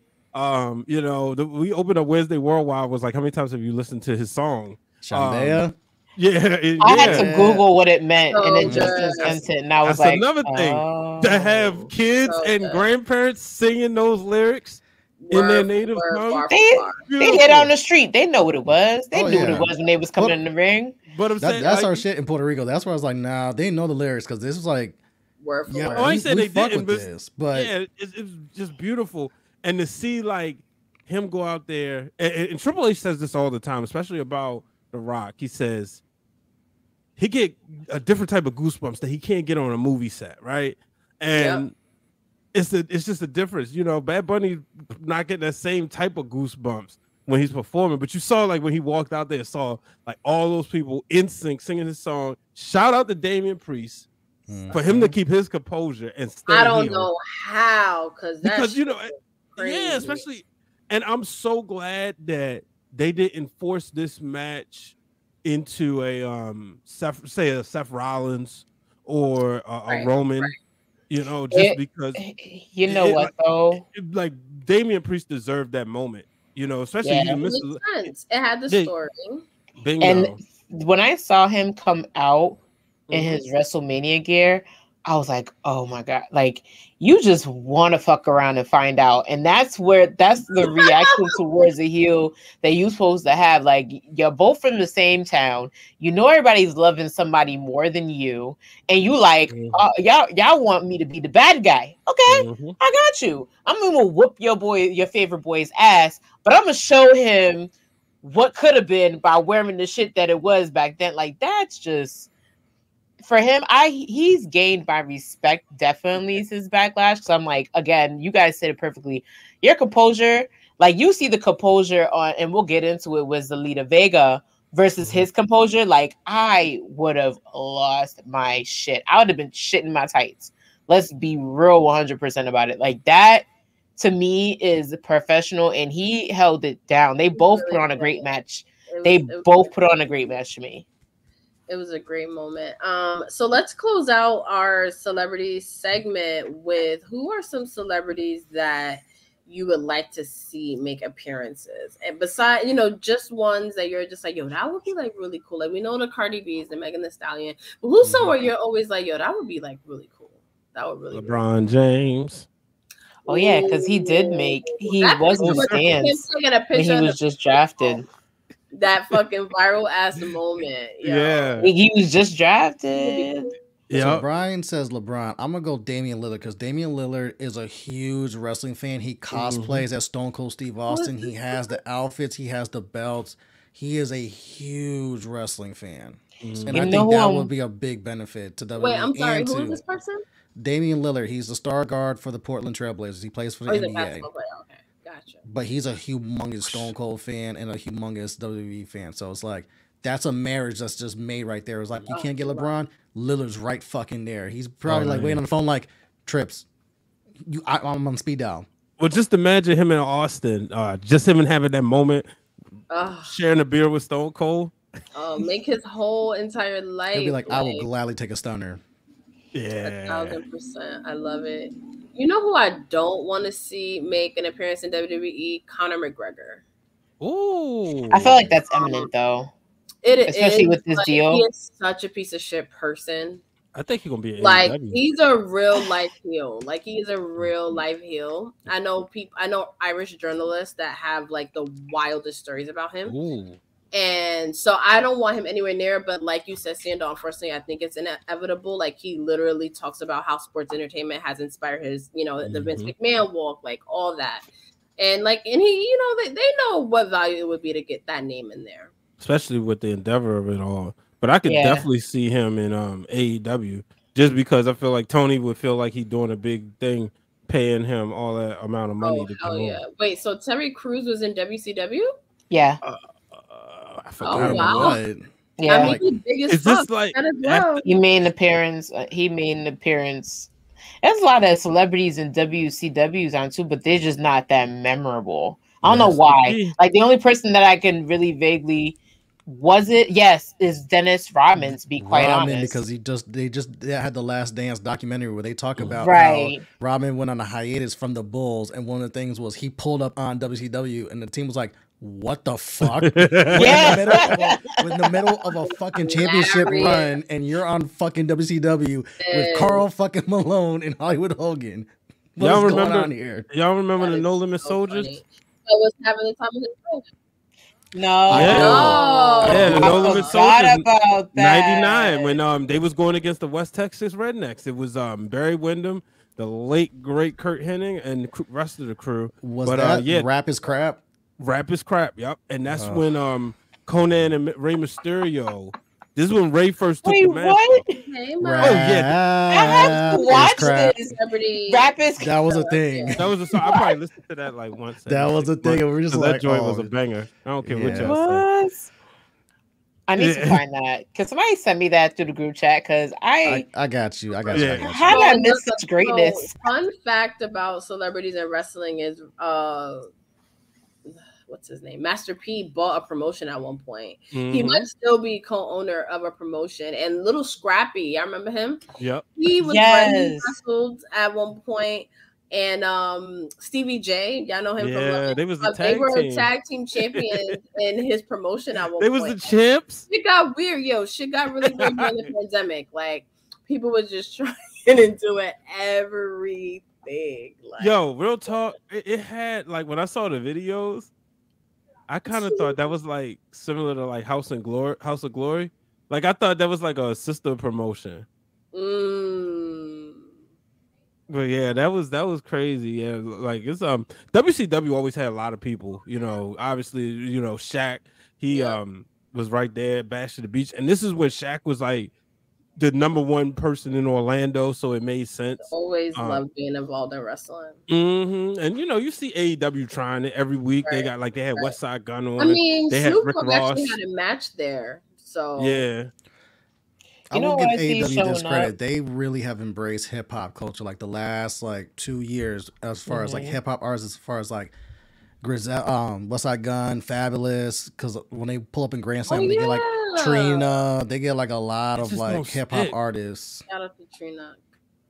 It Because it doesn't lead to anything. They flopped with Bow Wow. Like, what the fuck was that? Like, they had the whole. It was literally written and they messed it up. Don't even get into me. Yeah, God. Yeah. You have not been kicked out in a long time. Let's not end the streak here. Okay. Let's not do that. No, he's not going to get kicked out. I'm going to be his accountability coach today. That you brought up Bow Wow because we're talking about celebrities in wrestling. And he was just trying a little too hard, in my opinion. Like he was on Twitter, and it just like wasn't really hitting. And then he got into that exchange with Jade Cargill, and like AEW didn't capitalize on it, so it really just flopped. Bad, real bad. 100%. Black Thought says AEW is not embracing hip hop; they're exploiting it for mainstream exposure. I hear you, Black Thoughts, but who at is the same time, like they could be using that exposure on other people instead of just hip hop artists. Like that could be going to like country artists, R&B artists, pop artists, but they're using that on like the hip hop culture. So it's like exposure and crossover somewhere. Like you know what I mean? But they try. I hear where you're coming with that. It seems like they're trying to get people to tune in, right? Like if you say, "Oh, Trina's going to be on AEW," then he's like, "All right, cool." Then, and then you go tune in next week. I mean, it quote you. Hey man, Rick Ross. He didn't just mean AEW. He meant wrestling. But wrestling. But isn't this whole conversation about how WWE exploits celebrity?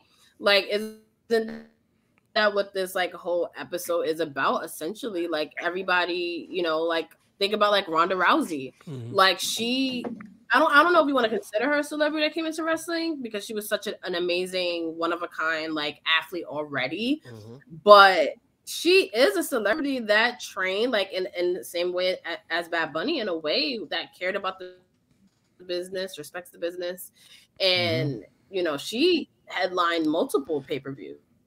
Yeah, she qualifies because when she came into WWE, she was the biggest fucking deal on the planet. Like she's one of the 5 biggest like female celebrities on the planet when she came in. Like I would like P. I think you were also there for Royal Rumble. Like that was a nuclear pop she got. I was not there, but I would. Actually, really just kicks out. Awkward. Awkward. She did that weird like. It's one of my most. She's like, yeah, thanks a lot, Jay, for flexing. I wasn't there for that one. Yes, that's one of my biggest regrets also. So like you really are like this close. You know, I want to show up. You got Evolution, and I couldn't go to that, so we're even there. That's valid. I guess that's valid.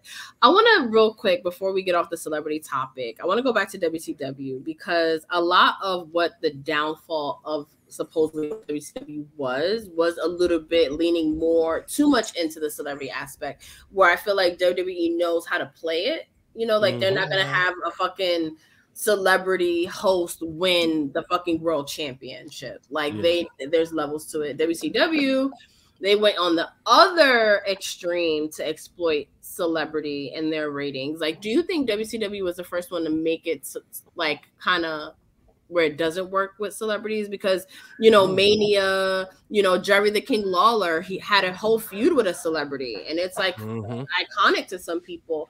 Is WCW the first time where like it kind of was like, all right, this could be really bad and really corny quick? Well, shout out to you and Seindole. You know, reading that book, WCW Nitro. You just hear like they had bigger problems. They were you're putting it nicely. It was a clusterfuck. Well, even like every level. Every level. I read Bobby the Brain Heenan's book years ago. I wish I still had it. I had a digital version. Like somebody gave me a Dropbox full of like wrestling books, and I wish I had it because I would just give them to y'all. But it got destroyed on one of the hard drives, and I can't find the email. But the thing is, with Bobby Heenan, he talked about how much what he hated about WCW. He said, "Man, these people work from 9 to 5 at WWE. It was all about getting the job done. If the job wasn't done at 5 o'clock, you continue working. It was just a whole work ethic. It was a hustle." The hustle. He said he stayed at WCW literally because of the benefits. He was getting better health insurance, and you look at like I said, Vince Russo. He really like hurt the company, and with Wealth Warriors saying as far as like they made it work, the earlier part, but later on is where because they was going for that big pop as opposed to just having an essential storyline. Like if you want to put the belt on David Arquette, make it a storyline. Don't just try to shock people. Oh my gosh, Thunder Rosa is on AEW. I was trying to get to that. I was trying to get to that, but like after you watch AEW All Access, everybody Mira was on there earlier when the show started. He went into Tony Khan's eye. Yeah, I was doing this, but we were so into our conversation, and I was like, all right, fuck me then. I'm just gonna sit here and watch Mira just walking to Tony Khan's eye. But back to what you were saying about Nitro. The general consensus is the same thing. They like back to my Krispy Kreme theory. Imagine you trying to come up with a better donut, but your donut is just as sweet, and then you like, all right, I'm gonna give everybody free donuts every week. Like, bro, we don't want free diabetes donuts. Like these are supposed to be special donuts, and you making them not special. And I think that's where you put it in perfect consensus of, I feel like with WCW, it was very obvious they were trying to compete with what they had, but with the ego of thinking they couldn't compete with anybody, and it went to complete crap. That's how I basically put the Monday Night Wars nutshells. It was some highs, so lows, but you had one company that was like, all right, they got us this week, but we're going to keep doing whatever we got to do to keep a high this week. And then you have another company that was like, we the biggest bad, we got high this week. And now ain't nothing they could do with us. And that was WCW doing that ego boost. So when they gave that belt to Arquette, I was like, y'all think this is going to work? You think, just like you guys thought spoiling the fact that Mick Foley won. Went to the well too many times. Y'all thought this was going to work, and it flatlined. Yep. Why? Yep. Nobody understands that. Like, I don't even think David Arquette understands that. Right. Go ahead, P. Can I just bring up too the thing with WCW is like they just don't know when to like stop, because like them being a part of the Tonight Show, that was huge. Like that was fucking huge. They literally opened the show and was in the iconic set and everything, right? As iconic as that was, and I think it happened on more than one occasion. Then you have Jay Leno wrestling multiple matches. Like it's like y'all were right there, and then you took it to like a whole. Now it's just like, now this is a fucking joke. Like, you know what I mean? To take you back to 1998, that summer, and this for me personally, this is when I'm like got back into wrestling. Like that summer, you really couldn't. You could have a legit argument as to which one was better, right? People talk about the NWO Wolfpack being the downfall, but at the time, you didn't think that. As children, you just like, oh man, the NWO is cool now. You got the red one, you doing the Too Sweet. You got C Murder. Speaking of celebrities, C Murder doing the theme song. You know, and had it been, you know, it's easy to get the music, that would have been playing on everybody's cars. So like for the way it was, but then, you know, and something else Heenan talked about in the book, taking the belt off Goldberg. He said he hated it. He said he felt like they could have went further with that. Me, I was happy. I was a Kevin Nash fan. Believe it or not, I did not want Hogan to win. It was just like, okay, now what? Because I was excited. I was like, oh man, Kevin Nash the champion. We're gonna see where you go. But you know, and bringing up Bret Hart, you could see it on his face, like, dude, I don't want to be here, but they paying me and Vince done screwed me. I gotta be somewhere. It's just, I really wish he could have retired, because then he could have like maybe left and then came back. You know, after bygones been bygones. Or Will something. Sasso is a name I have not heard in a long time. And also being on Mad TV is lit. Like that is a huge Mad TV, yo. How about right? this show taking us back to all our childhood shows, though? I was just gonna say that for those that were born like after like 95 that are watching this, like, we can't explain what it was like watching wrestling in like the 90s and even in the 80s and celebrities. And it was a bigger deal because I can't just, if I want to see Kim Kardashian, I can just go to her Instagram. I could just go and Google her or blah, blah. But back then, like, you couldn't do that. So when you saw a commercial saying that like one of your favorite celebrities was going to appear on wrestling, it was a big fucking deal. And it felt like it. Like we talked about Pamela Anderson, like people probably will never, like if you weren't there, understand the level of celebrity someone like Pamela Anderson had in the mid-90s. And the fact had to get facts. Yeah, like you didn't have social media. You had like People magazine, you had tabloids, and they just pulled up to somewhere. Or you spending in the magazines when you would walk in the market and you would see a wrestler on the cover of a magazine. You know, when you started seeing Stone Cold, you start seeing The Rock, you start seeing Sable everywhere, all types of magazines. We got a big announcement coming up from Tony Khan. I'm so traumatized from my. I don't trust Tony Khan announcements. The only announcement I want to hear is he's putting down the green bottle. The mystery drink is no more. I'm like, hey, what? You know what I'm talking about, Pete. Every time he does that media scrum, he's got that green bottle that like no one knows what he's drinking. And but it's always like that meme where it's just like it's like slow down. He's like trying to gulp it, like.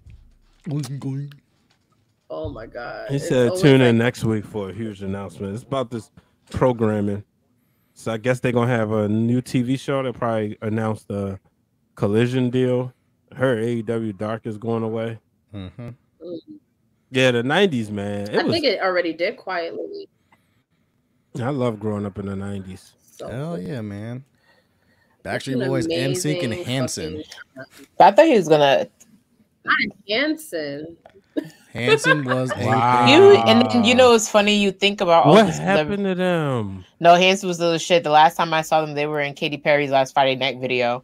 Like they were literally playing as a band in Katy Perry's music video, and I was like, "Yo, she had the best." Like all the olds, like the '90s stuff. Like she had Rebecca Black in her music video. She had at the time Glee was very popular, and they covered her song, and they had like a wild ass house party. So she had one of the actors go, "This is the best party ever, woo!" And then at the end, she had freaking Kenny G playing the saxophone, and Hanson at the end. I was like, you know what? Katie, you got that. What was it? Shit, Alexa I remember Bliss' when favorite the Rock band, pulled up. Backstreet. Who? What? NSYNC. Well, she likes NSYNC. NSYNC. I remember when The Rock pulled up on Wyclef's album. I was like, wait, what the hell? The Rock's like, it doesn't matter. I was like, wait, he got The Rock? I think we should do a fan club. Like, imagine you think about all the celebrities that came to the wrestling. Think of where wrestlers went into TV, music, television.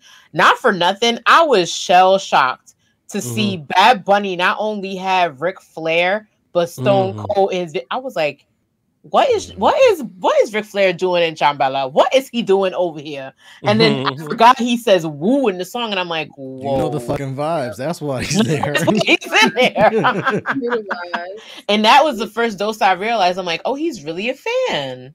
Yep. Yeah. And what's interesting too is the like bringing up Ric Flair are the wrestlers that then become celebrities, where you don't watch wrestling, but yet you know who Ric Flair is. Like I was scrolling my TikTok, and I have like this batch of like TikTok dancers that I like followed in the pandemic, and I've been like following their like careers or whatever. And there's one who dances like on the Strip in Hollywood, and guess who is dancing to Ric Flair drip with her? Ric Flair. I'm like, mind you, she's like 24 TikTok. I'm like, yo, this man. Let me tell you something. My brother was like, shout out to me. Why do I feel like this shit is about to take off all? Because when the album came out, and remember, he dropped it with, what was it? He dropped it with Metro Boomin, and Metro Boomin, he credited Metro Boomin. He is a really good producer. But for them to literally have that song slowed down, and then for him to go Ric Flair drip go woo on a bitch, I was like, wait a minute, what? I was like, no, he didn't. And then he goes on late night television with the custom robe that Ric Flair gives him. I said, you know what? You win in life. Your wife is hot. Your robe is fly.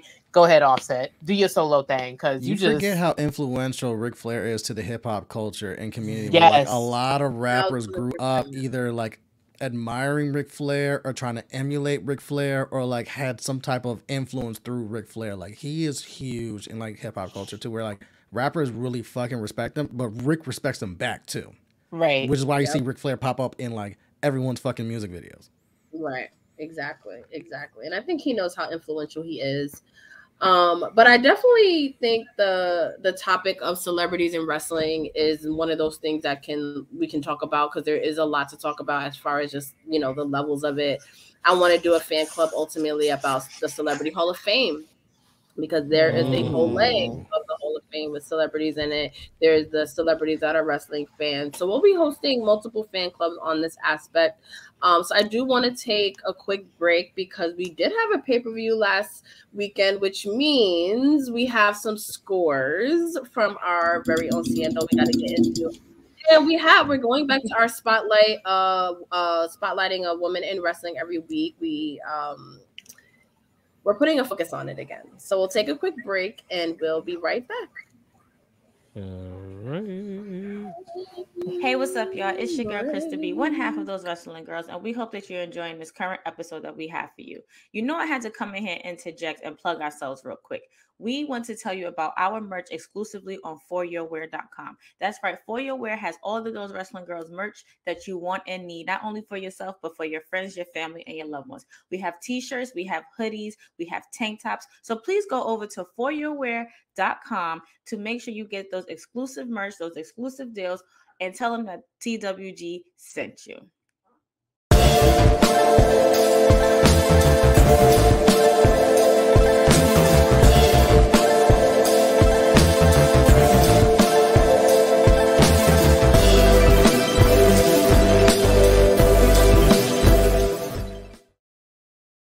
Oh, that is the soundtrack. I love right that. There. I love it so much. Many a gym days. I appreciate that. I appreciate you, KRISTA B, for adding that song in that video. Shout out to foryourwear.com. They have a lot going on. Who did they just announce as their latest collaboration? So many. Jazz is in there. Those wrestling girls, of course. Wrestling. I just saw a limited edition for the wrestling club. They're dropping. Yes, and Blue has a lot of announcements coming up, so I will definitely, if I were you, I would stay tuned for that. Get your Big Swole. Thank you, KRISTA. Get our merch if you haven't gotten it already. We will be selling new merch at Black Wrestling Fest.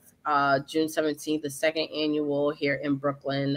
So if you don't know about that, go to blackwrestlingfest.com. We will be talking about it a lot. Up until then, it is always a big thing to bring the Black wrestling community together. But Seindole, You were busy after. Yes. Some of us, rewatched it for the fun, but you was rewatching it for the business too.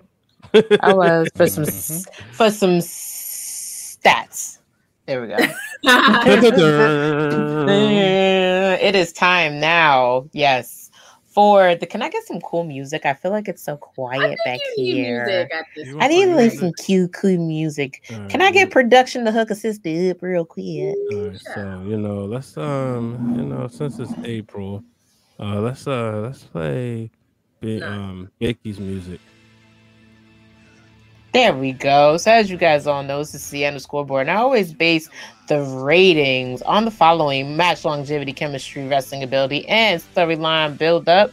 And you could agree, you could disagree with it, but I feel like the women were not forgotten in the beautiful island of San Juan, Puerto Rico. I had to make sure I say that properly because my brother Justin will whip out the checkleta the way that Salita did and thrust it across the screen if I did not. Well done. So, thank you. So let's start off with the obvious. Of course, I'm going to give it to the opening match of the night, and that happens to be Bianca Belair versus Io Sky for the Raw Women's Championship. Now, I don't know about y'all, but there's something a little interesting about this match. I mean, I've been waiting for the Mistress of the Sky, as I call her, to grace her own individual presence and be a singles competitor for a while. And I've been waiting for a match between her and Bianca Belair, because if you guys are all fans of NXT the way that I'm fans of NXT, they've actually crossed paths before, except the shoes were on the other foot. Bianca was the heel, Io was the face of the company. And if I know international crowds the way I think I know international crowds, their hands off going to give it to Io Sky. I mean, she's been in the circuit for the longest time. Bianca Belair, no matter how good she is, I know she's number one in everyone's eyes. She's still fresh meat to everybody. And with this current title reign, in my opinion, this match did two things for me. It proved two things, major things for me, is one, Io does not need damage control. She doesn't need damage control. Agreed. She does not. Agreed. Second thing is we might be losing our Bianca magic. Like, we might be seeing people get tired of the reign. And anybody in the comments can come for me. I could take it this week. Last week, somebody didn't know how to pronounce didn't understand what gatekeep meant. I wasn't taking it from them, but I will take it from y'all, because y'all allowed to come back with me on this. But I heard some boos. I didn't hear the enthusiastic cheers. I heard them. I didn't hear them on SmackDown, which surprised me. I didn't see the same enthusiasm as I saw for like anybody else coming out. And it could just be me. Maybe it's the way I'm watching. Maybe because they were also, at the time, it was when they had advertised for Charlotte Flair to be there. So it was kind of like Bianca Belair. You didn't get Charlotte Flair the way you wanted to. It's kind of different. But for me, the enthusiasm that we're always used to Bianca being greeted with from the fans over there was not there. But it was more in favor of Io Sky. They cheered her. They were they cheered her on. They were surprised at her moveset, which all in all, very impressive. My 4.7 comes from the fact that I don't think Io needs damage control. And the fact they interfered when they did not need to interfere, I gotta let that simmer. I just put the hot water on, let that simmer, because the fact that I just said that Io doesn't need them, but does damage control need Io? Is she the unspoken star of that group, the way that we had one in the Shield? Now, we all know who I feel like the unspoken star of that show was, and I feel like Roman it was Seth Rollins. Different of opinion. We're not doing this. Different of opinion. I felt like Seth Rollins didn't need the Shield at the time, but I'm feeling. Yeah, I did. I'll be glad to admit I wasn't seeing Roman Reigns the way that everybody was seeing Roman Reigns. I saw more of Seth Rollins. Okay, but you don't think he needs? I'm sorry. No, go ahead. I'm sorry. Go ahead. I don't think he needed the Shield. I don't think Seth Rollins needed the Shield. I don't think Io Sky needs damage control in that exact same way. So y'all let me know what y'all think. I agree with you as far as them not need. She don't need them.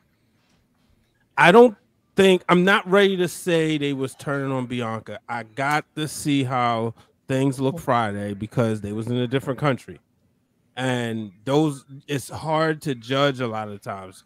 So I need to see how it goes globally and this cycle. I agree with you as far as that interference. I thought the interference was weird because I would have rather there been like a clause, no interference. It's just like, all right, if y'all not gonna help her win, or y'all not gonna get taken out and laid out flat. Right. Exactly. That's why I am. I don't look at it as Bianca losing her magic yet because like that Puerto Rico crowd, from what the conversations I've had with people that are over there, is like that's an unconventional crowd. It's kind of like how like New York and Chicago are, where they're gonna cheer for whoever they want to cheer for, and they're gonna boo whoever they want to boo for. They did show Bianca her love and respect. It's just a matter of EO never gets a pop like this. When you think about like her in the States, and like she never gets a reaction like this, how talented she is. She's a decorated champion, and she doesn't get fucking put up there on the same level as like a Bailey or a Bianca. And this is like the first time I've ever seen EO really get that period in WWE. Because when you really think about it, like before the pandemic, she wasn't really in the title picture like that. And then when she finally got the title, it was during the pandemic when we were doing the PC and the Thunderdome and stuff like that, or NXT was doing their other thing. So it's like she never really got that in front of like a full crowd, where like a full crowd was like 1000% behind her, which is really cool to see. I don't take it away from Bianca, because Bianca, we all love and respect Bianca, but this is more like this was EO's moment. And then you really saw like you forget EO can hang with Bianca. You forget there's history there between these two going back to NXT. You forget where like, yeah, if Damage Control doesn't interfere, EO kind of had that one. I wouldn't be surprised when I was watching it. I wouldn't have been surprised if it was one of those things where they changed the result backstage after hearing the crowd and being like, like, you know, maybe we'll have somebody else, you know, go over.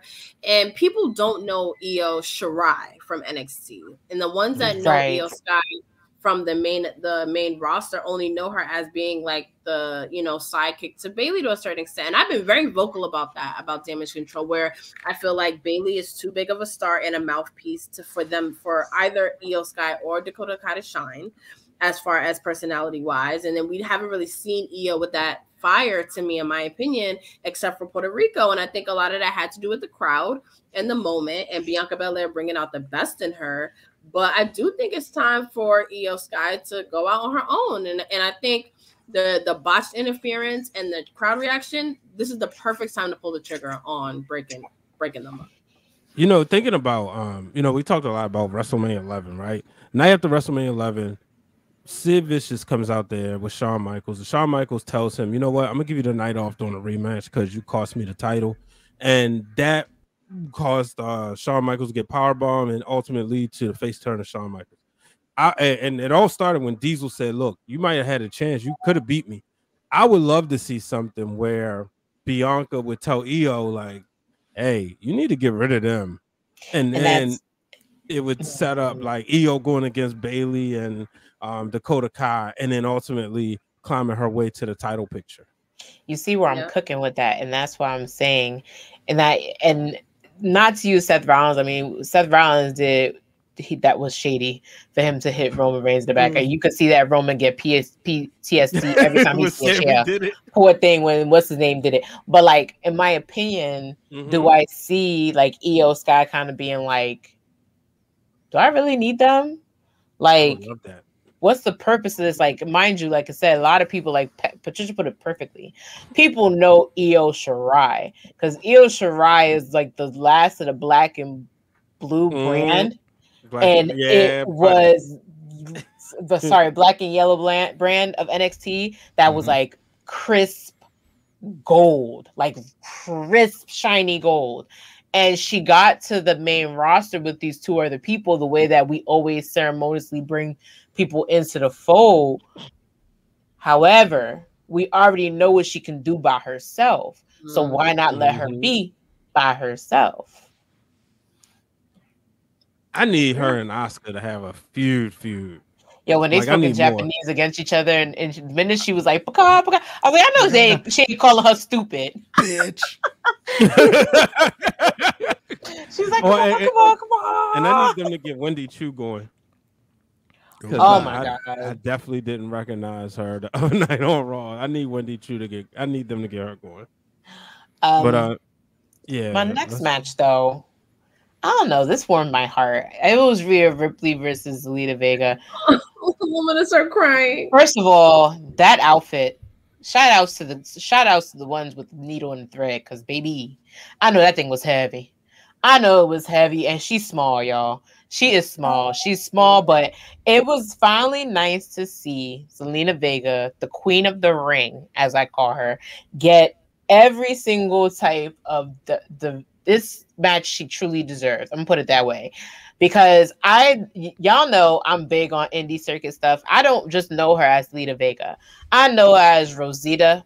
I know her as one half of the Impact Tag Team Women's Championships when she was on TNA. I know her when she was on Shine. I know her she's literally the blueprint of what the female indie to.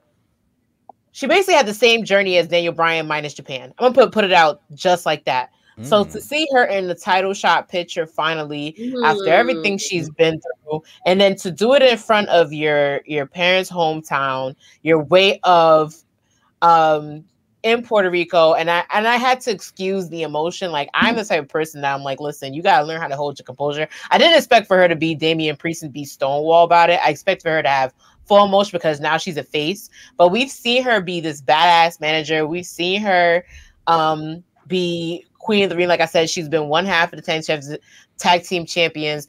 It would have been nice for her to have the belt. I'm not gonna lie. I was like, it would have been nice, but it would have been too nice because it's Rhea freaking Ripley. Like, yeah, you don't see Rhea Ripley letting off too easily just because, oh, you're home now. You think I'm gonna let you off that easily?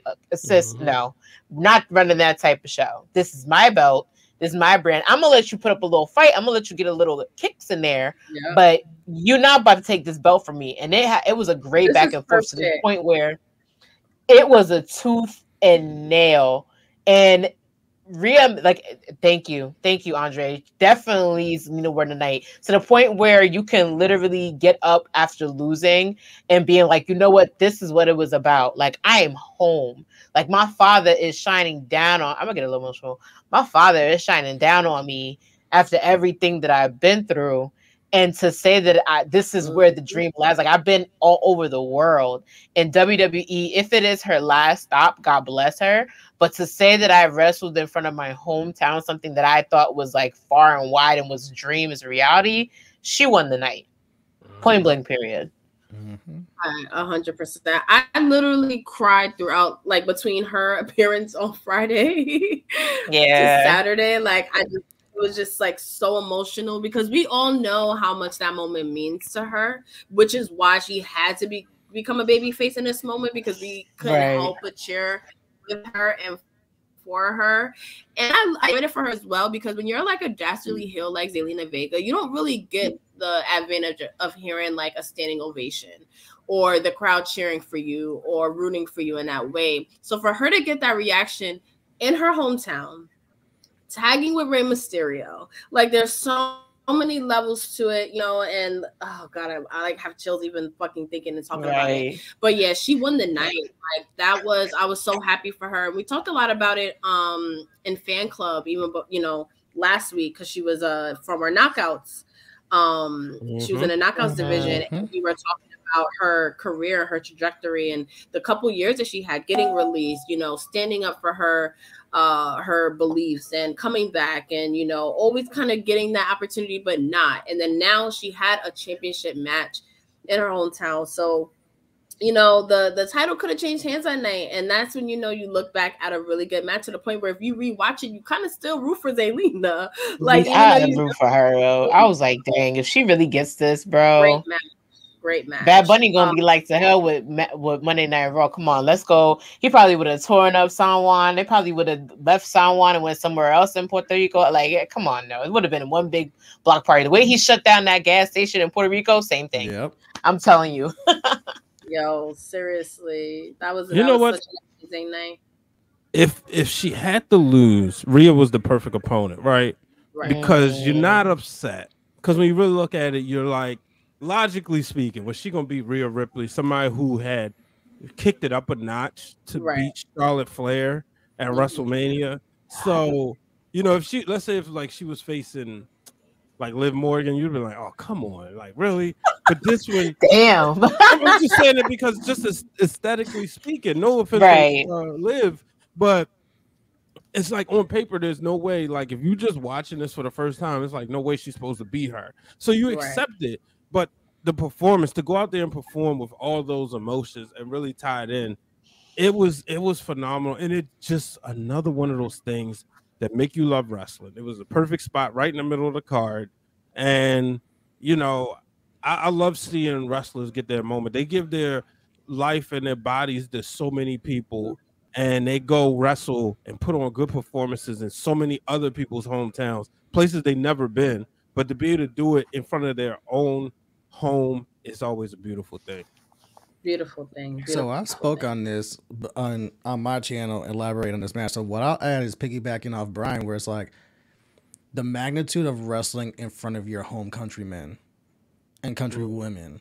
That's something that's like, she may not have won the match, but she won a night. Word to Andre, where it's like, think of like the movie Rocky, where Rocky doesn't win the fight, but he gets the girl and he goes off on this super high where everyone loves Rocky. And he goes from no one knew who the fuck he was to like everyone knows who Rocky is. Even though he didn't beat Apollo, he held his own with Apollo, where like Zelina did the same thing, and she got to wrestle in front of her people. That's like Kofi wrestling for the title in front of his people. That's like Becky wrestling in front of all her Irish men and women for the title. That's like Asuka and Io wrestling in Japan in front of their country people for the title and stuff like that.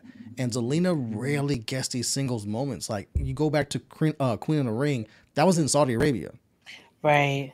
And then once you take away Queen of the Ring, she doesn't really have a lot of singles moments where she has a high profile match like this, where she's wrestling for the title in a 1v1. It's usually like a tag match or a mixed women match or a multi-person match. It's never like, yo, Zelina's fighting for the title. Like, so that alone is a big deal for her. And then to do it in front of a bunch of Puerto Ricans that's going to be 1,000% behind her, that was like, she didn't need the title because she got the ovation coming out. She got the ovation while Samantha Irwin was doing an incredible job doing her entrance. She was getting that reaction throughout the match. Even when she lost, they were fucking on their feet, applauding her. I had tears in my eyes. I'm not a crier. And even I was like, this is fucking emotional because I can understand what she's going through. Like, if that's me in the ring where I'm getting to wrestle in front of like my people, and this is like the first time I get to have a moment like this, like, I'm going to be just as emotional too. Like, shout out to Damian Priest because he ended up put it perfect. Like, he held his composure, but like, the flip side is like, I don't know if I would have held it in front of like, I'm in front of my family and people that are like me. That's a hard one to be like, nah, I would have broke down like Zelina too. But props to her because she doesn't get her flowers often. And this was like her weekend. This was her weekend.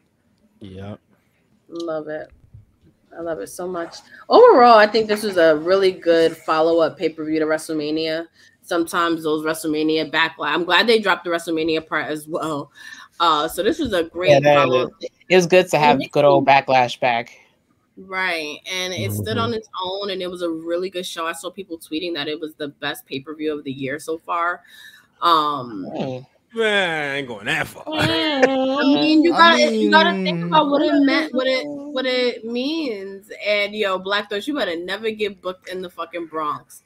Okay. I think he forgets. Why do y'all have this beef every time we end up on because Fan Club? he lives on another planet called Brooklyn, and he's always talking shit about it. So KRISTA's KRISTA is here. Stop it. All right, here's the thing, Brian. I get where you're coming from, where it's like, yeah, we're probably like a prisoner of the moment, but then look at like WWE's pay-per-view calendar from the beginning. Do you really remember the Rumble outside of Roman Reigns, Kevin Owens, and the winners? No, I'm saying the Rumble matches and Roman. Do you really go back for like? Do you remember the whole pay-per-view Bray Wyatt match? I want to go back and watch.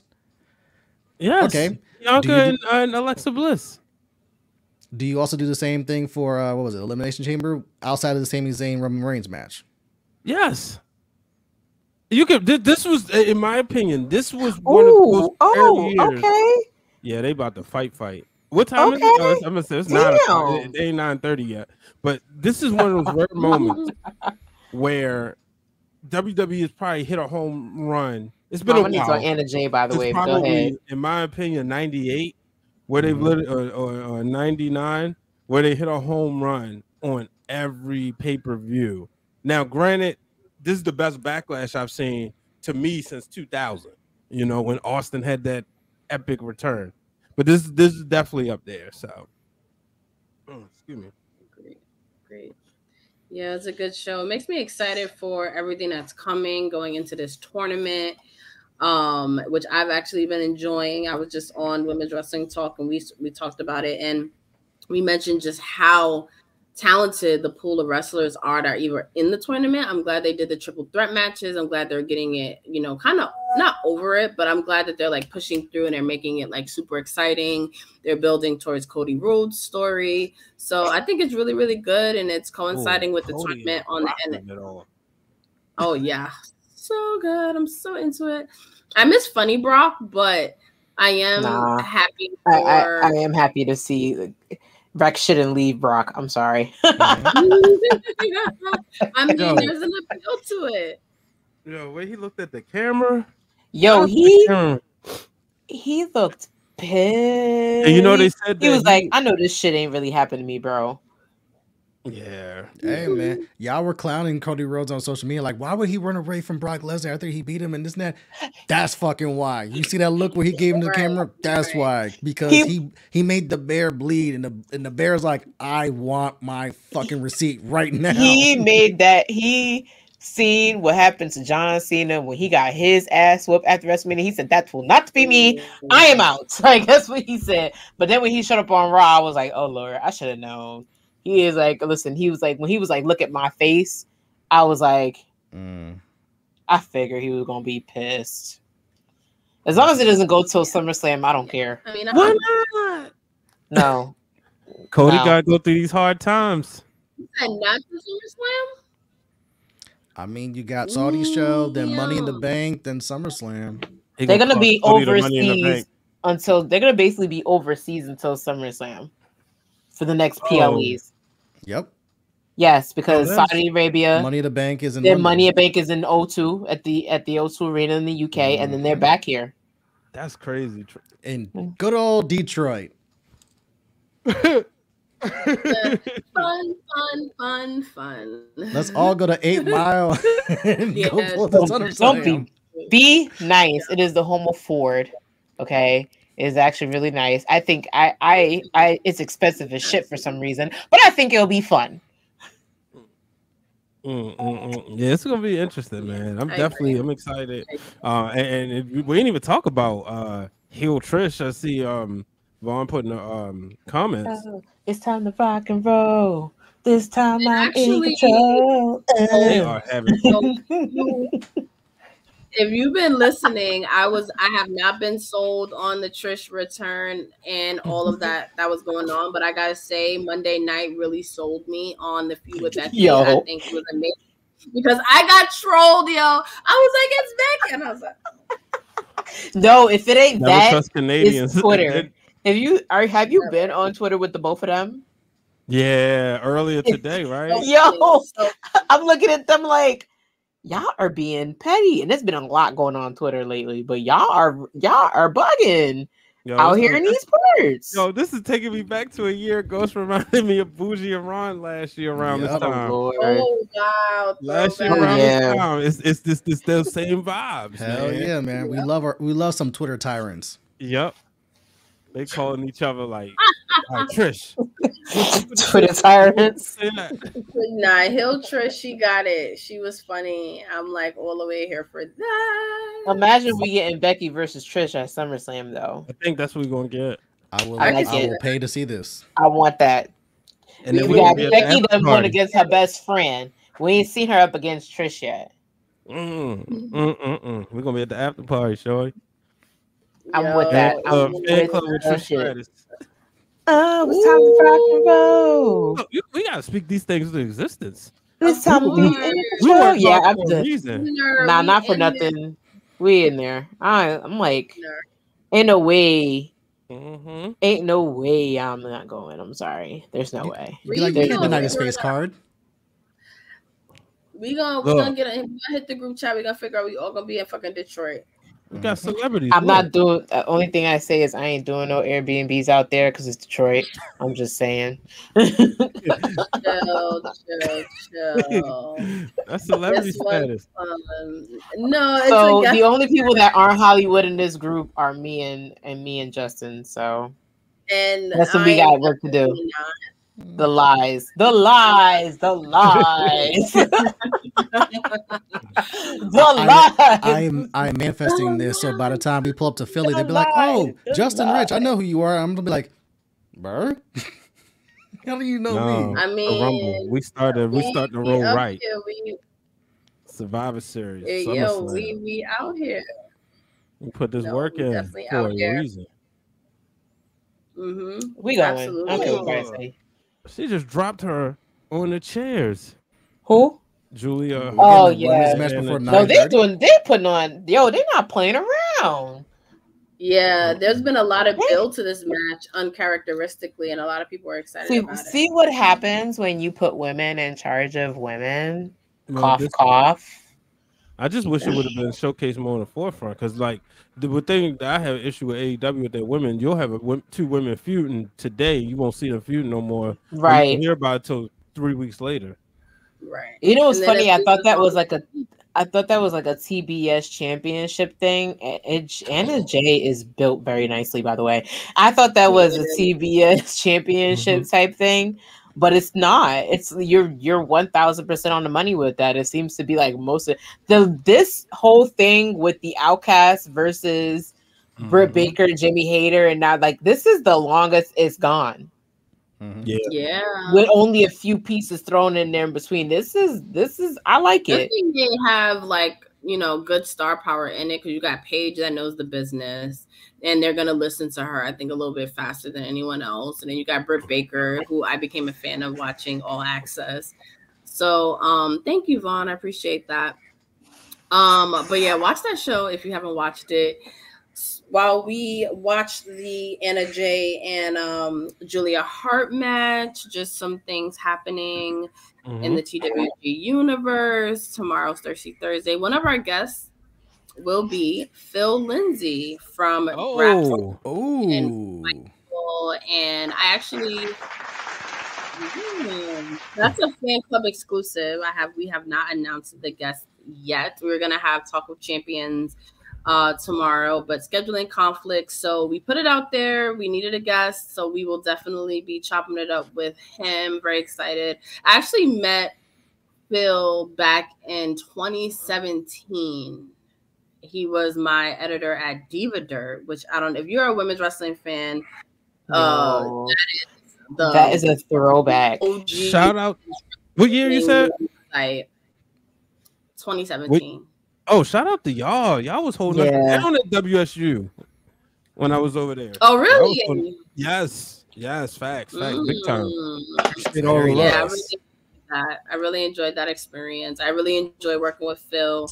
So I'm excited now because we both have, come a long way. We've both done a lot of different things in the space, and he's never been on our platform. So I'm very, very excited. I think Thirsty Thursday is the best introduction to our universe because it's always a lot of fun. We love chopping it up. Those that are new to those wrestling girls, it's our monthly party, our live stream. We drink, we talk shit, we bring special guests on. So she missed that spot bad. We have another special guest as well. So yeah, tune into that. Really quick, we got Sound Off Friday. Wait, did she just win? Trying to be determined. Who? Julie Hart. Yeah. Oh, that's super weird because I think she was. She's supposed to hit the chair. She missed her spot, but still, I'm kind of glad she did. You know what? No, because I think they're trying to make House of Black stronger. Yeah. Speaking of next. What you said we got coming up Friday? No, but I am glad that that wasn't the predictable winner. Shout out to Julia Hart because she's been grabbing my attention. And then Friday we got Sound Off. Saturday we got our first live episode. So we are going to start recording our episodes live on Twitch every other Saturday at noon. So you can be a part of our spotlight episodes. And then it'll be released on the following Monday on all podcast platforms and YouTube. We are starting out with a spotlight on Carmela. I've been wanting to do an episode on Carmela for years now, and this is like the perfect time to do so while she embarks on this new chapter in her life. We're really excited. We think she's very underrated, and we will get into that. Also, TWG Classic, where we stream classic TWG content here on Twitch. We will be streaming our spotlight on Dana Brooke. So when I was going back in the archives, I didn't realize that Dana Brooke was our first spotlight episode in 2019 because we wanted to do a series that put a spotlight on women that we felt like deserve some spotlight. So in 2019, we thought that was the time that they should pull the trigger on Dana Brooke. And here we are almost like 5 years later. And they still disrespecting her, the house child. Not the house, not the bench, not the chair, not the house. Yes. They don't give her no respect. I want to do something on Dana Brooke to follow up with that because I have a lot of like mixed feelings about what they've been doing with Dana Brooke that I feel like people will probably be surprised that I feel. But I do love that her fans are so passionate about what she ends up doing. So we'll play that at 12. I don't agree with the Dana Brooke. I mean, Black Thoughts, we'll do something on that in the future because I definitely want to hear more people's thoughts on that whole situation.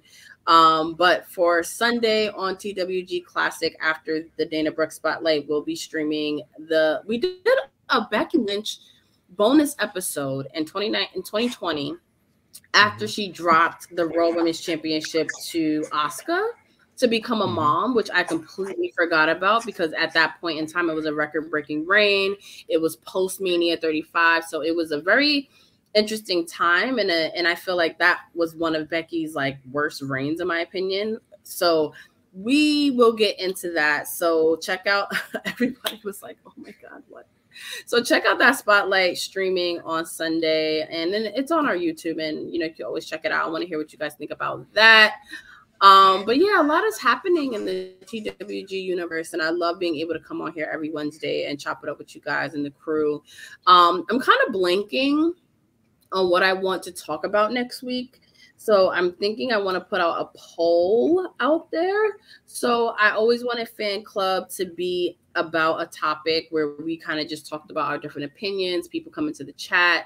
So it can be unpopular opinions about the SmackDown Women's Championships. It can be a spotlight on wrestling books. It could be on WWE Network programming. So it could be a little bit about everything. So put in the chat what you want us to talk about next week. Tweet us, #TWGFanClub, because we want to bring everyone to our wrestling fan club to talk about all things wrestling. We have good conversations on here, I think. I think they're pretty okay. They haven't been boring. They're very good. Okay. They've been very good. They've been very good. They've been engaging. Yes. They haven't been whack as hell. Let's put it that way. I mean, they got replay value. They do. Trust me. Them numbers wasn't yesterday's numbers. It wasn't at all. And I'm glad that you mentioned replays because I always forget to mention that you can catch Fan Club replays the next Wednesday on YouTube. So you won't be able to access on Twitch, but you can replay it on YouTube. And like you mentioned, the replays, get numbers. People enjoy watching us talk about these topics. So let us know what it's about because you can get featured on the show. Black Thought said best soap brands for fans. All soap. Just use all soap. Oh my God. Everything. Bath and Body Works, Axe, all of it. I said it before. Canadian destroyed them bathrooms. Get brand. under them arms. Wash your legs. Deodorant. Yes. Good cologne. Lotion. I found out some people don't wash their legs. What's wrong with you? Like, don't you know surface dead dirt is a thing? There's like a thing where people say they don't wash their legs. You know, the internet gross. be having people reveal things that we don't need to know. Yep. Word. Like, I don't need to know that you let the stink come on before you take a shower. That's disgusting. Soap and water ain't nothing but $1.25. Exactly. We said we had this conversation with y'all. We Mhm. had you stop showing up to these shows in What was that show y'all went to from in 3 days October? ago. Stop. I think That- what was it? The show with Bret Hart. What was it? That we went Big to Time Wrestling. Seindole? Big time Time wrestling. wrestling. Yes. We told y'all to And stop that showing up with was yesterday's funk on your body. Yesterday's Oh my The god. jeans Why, you wore at work. transparent people that don't wash their legs. why did that make me think of like Steve Harvey show when the funk hits the fan? No, you know who had me Yeah. thinking? That was when Dwayne and Brother Hugh started singing that shit, and I was like, I'm done with y'all. I was done Oh, I Yeah. My brother Hugh, he makes his return tonight. He does make his return Oh tonight. yeah, we've been seeing that. He been booked and busy, huh? He's been counting down for this We're day. very excited for that. Well, some people are What? excited for that. Oh my god! Well, I'm like, no, for real. Like, Yo, other and people shout are out to mad at Dre for not only for smelling good, Andre, but for noticing that we was all uncomfortable with the funk because he was there. Like, how He was dare there you? with us. We had to stick together. The We Melanie did. people had to Like, stick together. stop showing up in your pajamas and not taking showers and coming to these events. I'm not going to stop saying it again. If Nah, you want, it's the skid mark on the white chair for me. On that note, we gotta go home. Yes. Okay.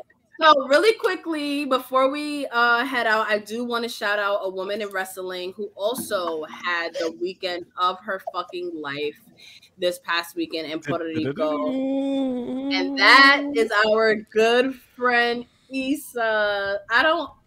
Oh my god, she like, you could just see the pure joy in her face. Like, she has been waiting for WWE to have a PLE in Puerto Rico for years. I was at the press conference in Boston when she asked Triple H the question, where he purposely picked her to ask a question, and she asked the question and he kind of hinted at it, and she was very excited about it. And she's a big, probably the biggest Bad Bunny fan of life in her hometown. You know, like, oh, she was really living it up. And also, I always have to bring this up. She is one of the hardest working women in the wrestling business right now. Like, behind the scenes, like, she is nonstop. She works for multiple publications. She does a little bit of everything. She's a huge personality. She's a vlogger. She's a streamer. She literally does it all, and she does it always looking like a fucking $1,000,000. Like, that outfit that she's wearing, the dress and the heels, she's not just wearing that because she's in Puerto Rico and this is a big moment. She is always dressed. She's always dressed like that. I remember first meeting her at your first anniversary party, and she was just as gorgeous then as she is in these pictures. Like, she is gorgeous up close and personal. Oh, she truly is. And she has a wonderful personality. And like I said before, she's a hard-working journalist in this game and a lifelong wrestling fan. And she had just as big of a weekend as Elena Vega. They hung out. They got matching LWO tattoos. Justin, I know you've known Issa much longer than we have. How did it feel seeing her do everything she was doing this weekend? I was just, as a friend, I was just supremely proud of her because, like, she was boots on the ground for this entire week. When you talk about her jobs, where she's tapped into the entire wrestling circuit in Puerto Rico, she was, if you follow her social media, she was asking the people in Puerto Rico, like, how excited are you for Backlash? Are you going for Bad Bunny? Are you going for Damian Priest? And you saw, like, everyone on the island was super excited for this pay-per-view, but everyone was split because they love both guys and whatnot. And just the things that she's doing in this space, I'm just so supremely proud of her. And then, like P perfectly said, like, she's the one that basically spoke this into existence, because, like, a pay-per-view in Puerto Rico wasn't on people's radar. So she asked that question. Triple H gave her the wink, like, yo, stay tuned. And then another PLE down the road, he's like, yo, I didn't forget about you. And then you see, like, this week where he's like, yo, I told you we were coming here. And then you see, like, the content that she's put out with her vlogs, with her doing community stuff. But then you see, like, she put out something with LWO where she helped them organize to where they all got LWO tattoos, and she got to be, like, the honorary LWO member, stuff like that, to where I was like, I fucking want one now. I want one. I'm so jealous. But, like, this was something that the island really needed, and Issa was kind of like the face of this. Where it's like she's someone that spoke into existence. She's someone that's really been working with everything in that wrestling community on that island. And then shout out to like Lucha Libre Online and everyone else that was covering too, because it was just phenomenal coverage all around for Backlash. It really was like, all around. But Friend is just doing incredible work, and I'm just so fucking proud of her. I always text this to her like on occasion. I'm just so fucking proud of you and where you're at right now. Yeah, amazing. I really love her. Shout out to Issa, who I got to hang out with last year in Dallas for WrestleMania, and I remember it was one of those like life-changing, epic after parties. And it was the first time she was able to party because she had been working so nonstop during that weekend. That was the one time she was able to just sort of relax. So to go from that to now seeing what she's doing now, like we're so proud of you, Issa. You are, you know, I like to say it, I don't mean any harm. I always say like that's my type of bitch when I think about women that are ambitious and focused and determined and do it looking flawlessly. And Issa is that person. So shout out to you, Issa. I love you. She's also my we have the same birthday. So me and her are Capricorn queens. So I'm not surprised at her success. But but I do also just want to shout out my crew, of course, our wonderful producer Brian H. Waters, our music producer Justin, and Seindole for bringing her wonderful glow and flair as always. It's so good to have you back. Scoreboard. Yes, the scoreboard is definitely something that I think our fan club members look forward to, and it's something that I watch the matches and I find myself being like, I wonder what Seindale's going to score this. Listen, you know what's funny? I now realize that if I don't like a match, I'm not going to watch it twice. So I watched this pay-per-view twice. And then I watched Charlotte versus Bianca twice. Well, I watched Charlotte versus Rhea Ripley twice. There's a couple of matches that I score really low that I don't watch twice. So if I drop a hint on Twitter and I say this match is so good, I had to watch it twice. Y'all know. Yeah, y'all know. Because if it's boring, it's boring. I'm not going to speed the semantics. I'm like, yeah, okay. And trust me, you guys have told me that I've been generous. We're not being generous anymore. It is what it is. I'm just going to put it that way. The scores will get tougher. Double or Nothing's coming up next. Double or Nothing? Yeah. Oh, yeah. Did you even have to ask? They better bring it because we know. Did you even have to? I mean, the second half of May is you got New Japan's got a pay-per-view. WWE's got Night of Champions. NXT's got a pay-per-view. NXT's got a pay-per-view coming up. Double or Nothing. And Double or Nothing are running the same day. You got Trend is expected to be on an Impact pay-per-view coming pretty soon. Slammiversary is back around the corner. Oh, wow. But yeah, where we love Seindole Scoreboard. We do. And you only get it here in the fan club every Wednesday, 7 p.m. Eastern on Twitch with me, Queen PR, and the crew. So where can everyone find you guys? You can find me on all social media platforms, Twitter, Instagram, TikTok, YouTube, Twitch, at It's Justin Rich. You can find me here on Twitch Wednesday nights from 7 to 9-ish for TWGFanClub with these three amazing, beautiful co-hosts of mine that are just supremely intelligent and inspiring. I love you guys, for real. You can find me Tuesday nights, Twitter Spaces, 6:35 for a Turnbuckle Talk with Mimi and Corey, where we talk all things wrestling. You can find me from time to time on True Heel Heat Sports and True Heel Heat Wrestling. Both of those channels are located on YouTube. I was just on there Tuesday night watching NXT, seeing the young talent and developing. It was just like, yo, Trick Williams impressed the hell out of me, but like some of these guys that they got down there, those NIL people, really fucking talented. I'm like, I gotta keep an eye on that. We here, we outside, we active. WWE, come back to Puerto Rico for another pre-LE. All right, so you can find me on Wednesday Worldwide. Earlier today, we had Nick Bond, who talked about his article on Dominic Mysterio getting past the nepotism tag. So that was a fun interview. Amazing interview, by the way. Like, I was on the bus ride home, like, wait a minute. And we taking hot takes. Shout the out to Stephanie hot Hardy. takes were great. Great show, by the way. Sorry to cut you off, but it was great. Please watch. Thanks for listening. I appreciate it. But yeah, obviously right here each and every week on the fan club tonight at 10:30. Brother Hugh makes his return on the Wrestling Realm Now podcast. So something I'm excited for. It's been a long 2.5 months. So I'm really excited to have my brother back. Make sure you check out Breaking Through Glass Ceilings. This week it will be a new projects episode. I'm bringing on my second guest ever, the one and only Brandon Williams, who when he started, he was in college, and now he's not only worked in one market, but two, now he's a sports anchor in Albany, New York. So long way from the DMV. And yeah, that's pretty much it. Oh, I was on Masked Man earlier this week. So yeah. So yeah. And Brian H. Waters everywhere, especially TikTok. I've been making a lot of TikTok. So y'all check them out. We see. I like your TikTok.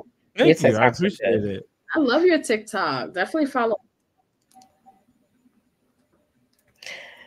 Oh, my last. Oh, Jesus Christ.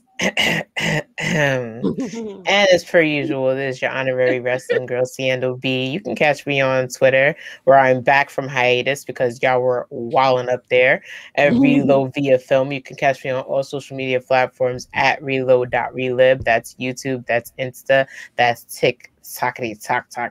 You can also catch me on here with the 3 best friends that anybody can have every Wednesday for Fan Club, where we shoot and we always talk to you, of course, the fans that sit with us and have been rocking with us since day one. Shout out to all the day ones and new ones and everyone in between.